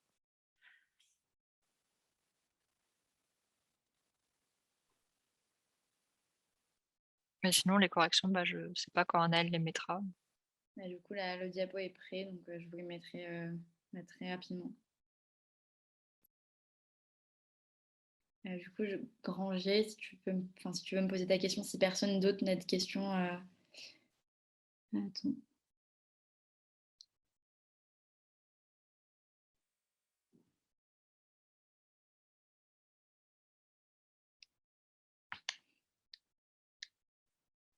Mais je vois pas pourquoi l'IRC non traité s'accompagnerait d'un œdème, en fait. Qu'est-ce qui t'a fait penser que c'était... Désolée pour les autres qui ne voient pas la conversation, on parle de l'IRC, il y a une question... je vois pas ce qui aurait... Enfin, qu'est-ce qui t'a fait penser qu'il y avait un œdème dans l'IRC? Mais qu'est-ce qui te... ouais. Bah oui, c'est ça, pour moi, c'est ce qu'il voulait. À mon avis, il voulait te piéger entre IRC. Enfin, je suis d'accord que c'est un peu bâtard, mais je pense qu'il voulait te piéger entre IRC et syndrome néphrotique, où c'est vraiment la caractéristique œdème. Donc ouais, à mon avis, c'est ça qu'il voulait te mettre. Enfin, généralement, les QCM, enfin moi, c'était comme ça que je voyais. Quand c'est pas forcément oui, c'est que c'est non, en fait. Quand tu commences à réfléchir à la physiopathe, le machin, les QCM, si tu vois qu'il y a un truc qui bloque un peu ou t'es pas certain parce que c'est pas vraiment ce mécanisme-là, mais c'est un autre qui est un peu secondaire, c'est que généralement, la réponse est non, en fait. Je sais que souvent, j'avais faux à des QCM parce que je me questionnais trop sur l'item, et dès que je commençais à me questionner, c'est que l'item était faux, en fait. Voilà. Je sais pas si j'ai répondu. Je sais pas si vous avez d'autres questions de manière générale ou sur les infections du SNC. J'ai une question, s'il te plaît. Je suis désolée si tu as bien répondu. Ça concerne la vaccination de ton cas clinique, la vaccination anti-pneumo. Tu as dit qu'il faut utiliser un vaccin, pardon, inactivé. C'est ça? Oui, du coup, c'est forcément pas un vaccin vivant parce qu'ils sont contre-indiqués chez les immunodéprimés. Donc, Ok, et ma question, du coup, c'est je savais pas en fait que ça existait un vaccin inactivé pour le pneumo.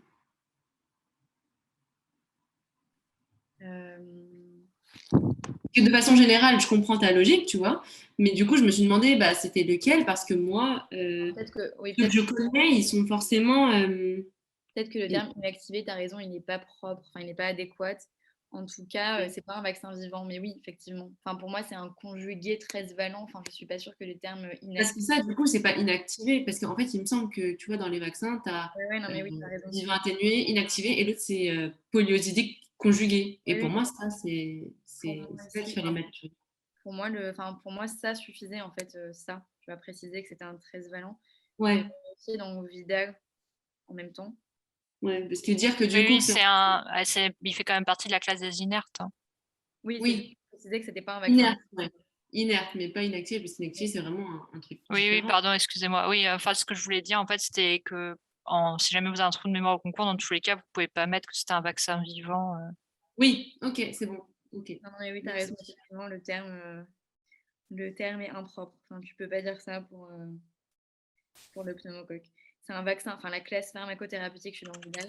La classe pharmacothérapeutique, c'est vaccin pneumococcique, antigène polysaccharidique. Donc voilà, c'est pas Ouais, De, ok. de classe inerte, moi, je l'étais sur le site du gouvernement. Le mettre comme ça. Est-ce que vous pouvez juste faire un rappel des types de vaccins du coup en vivant atténué et les autres, c'est quoi? Tu as vivant atténué et tu as les vaccins. Alors ça, franchement, je te renvoie, je ne suis pas une pro de ça. Je te renvoie, il y a un chapitre du Pili sur ça qui est très bien détaillé. Mais en tout cas, retenir que tu as les vaccins. Ah oui, pour le moyen mnémotechnique, les vaccins vivants, c'est Bravo. Donc BCG, Rota, il me semble. Non, BCG, rubéole. Amaril, donc fièvre jaune. V, c'est VZV. Et O, c'est j'ai un doute. Mais en tout cas, vous retrouverez, c'était mon moyen mnémotechnique qui visiblement ne marche pas très bien puisque je m'en souviens plus. Mais en tout cas, c'était Bravo. Retrouvez la liste des vaccinations vivantes. Et Est-ce que ton... Après, pour moi, inerte et inactivé, c'était la même chose, en effet. ouais, sinon, pour moi, c'est... Et sur le truc du gouvernement, il fait partie de la classe des vaccins inertes ou inactivés, vaccins à cible bactérienne sous-unitaire, parce qu'il cible les polysaccharides capsulaires. Ok, donc c'est bien inactivé. Ouais. Ok. Merci beaucoup. Enfin, du coup, je vais vous mettre dans le chat le lien, comme ça vous avez la liste de tous les vaccins inactivés ou dits inertes. Ça peut vous aider. Et on fait ça sous forme d'un petit tableau.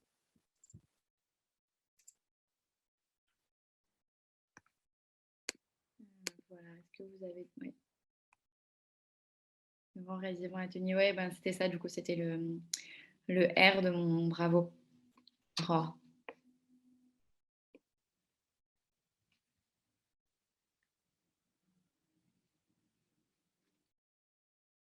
Je ne sais pas si vous avez encore des questions.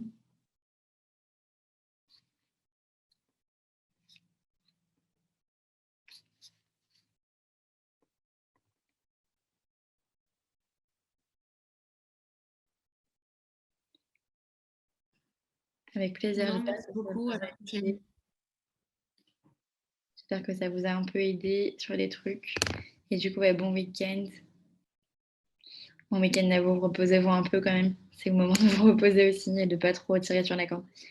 Yes, bonne soirée et allez voter demain. C'est les petits messages politiques de Aconf.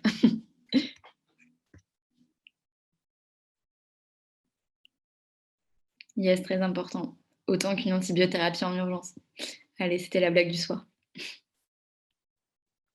Yes, bonne soirée à tout le monde. Bon week-end. Je vous mets la correction et profitez un peu de votre dimanche.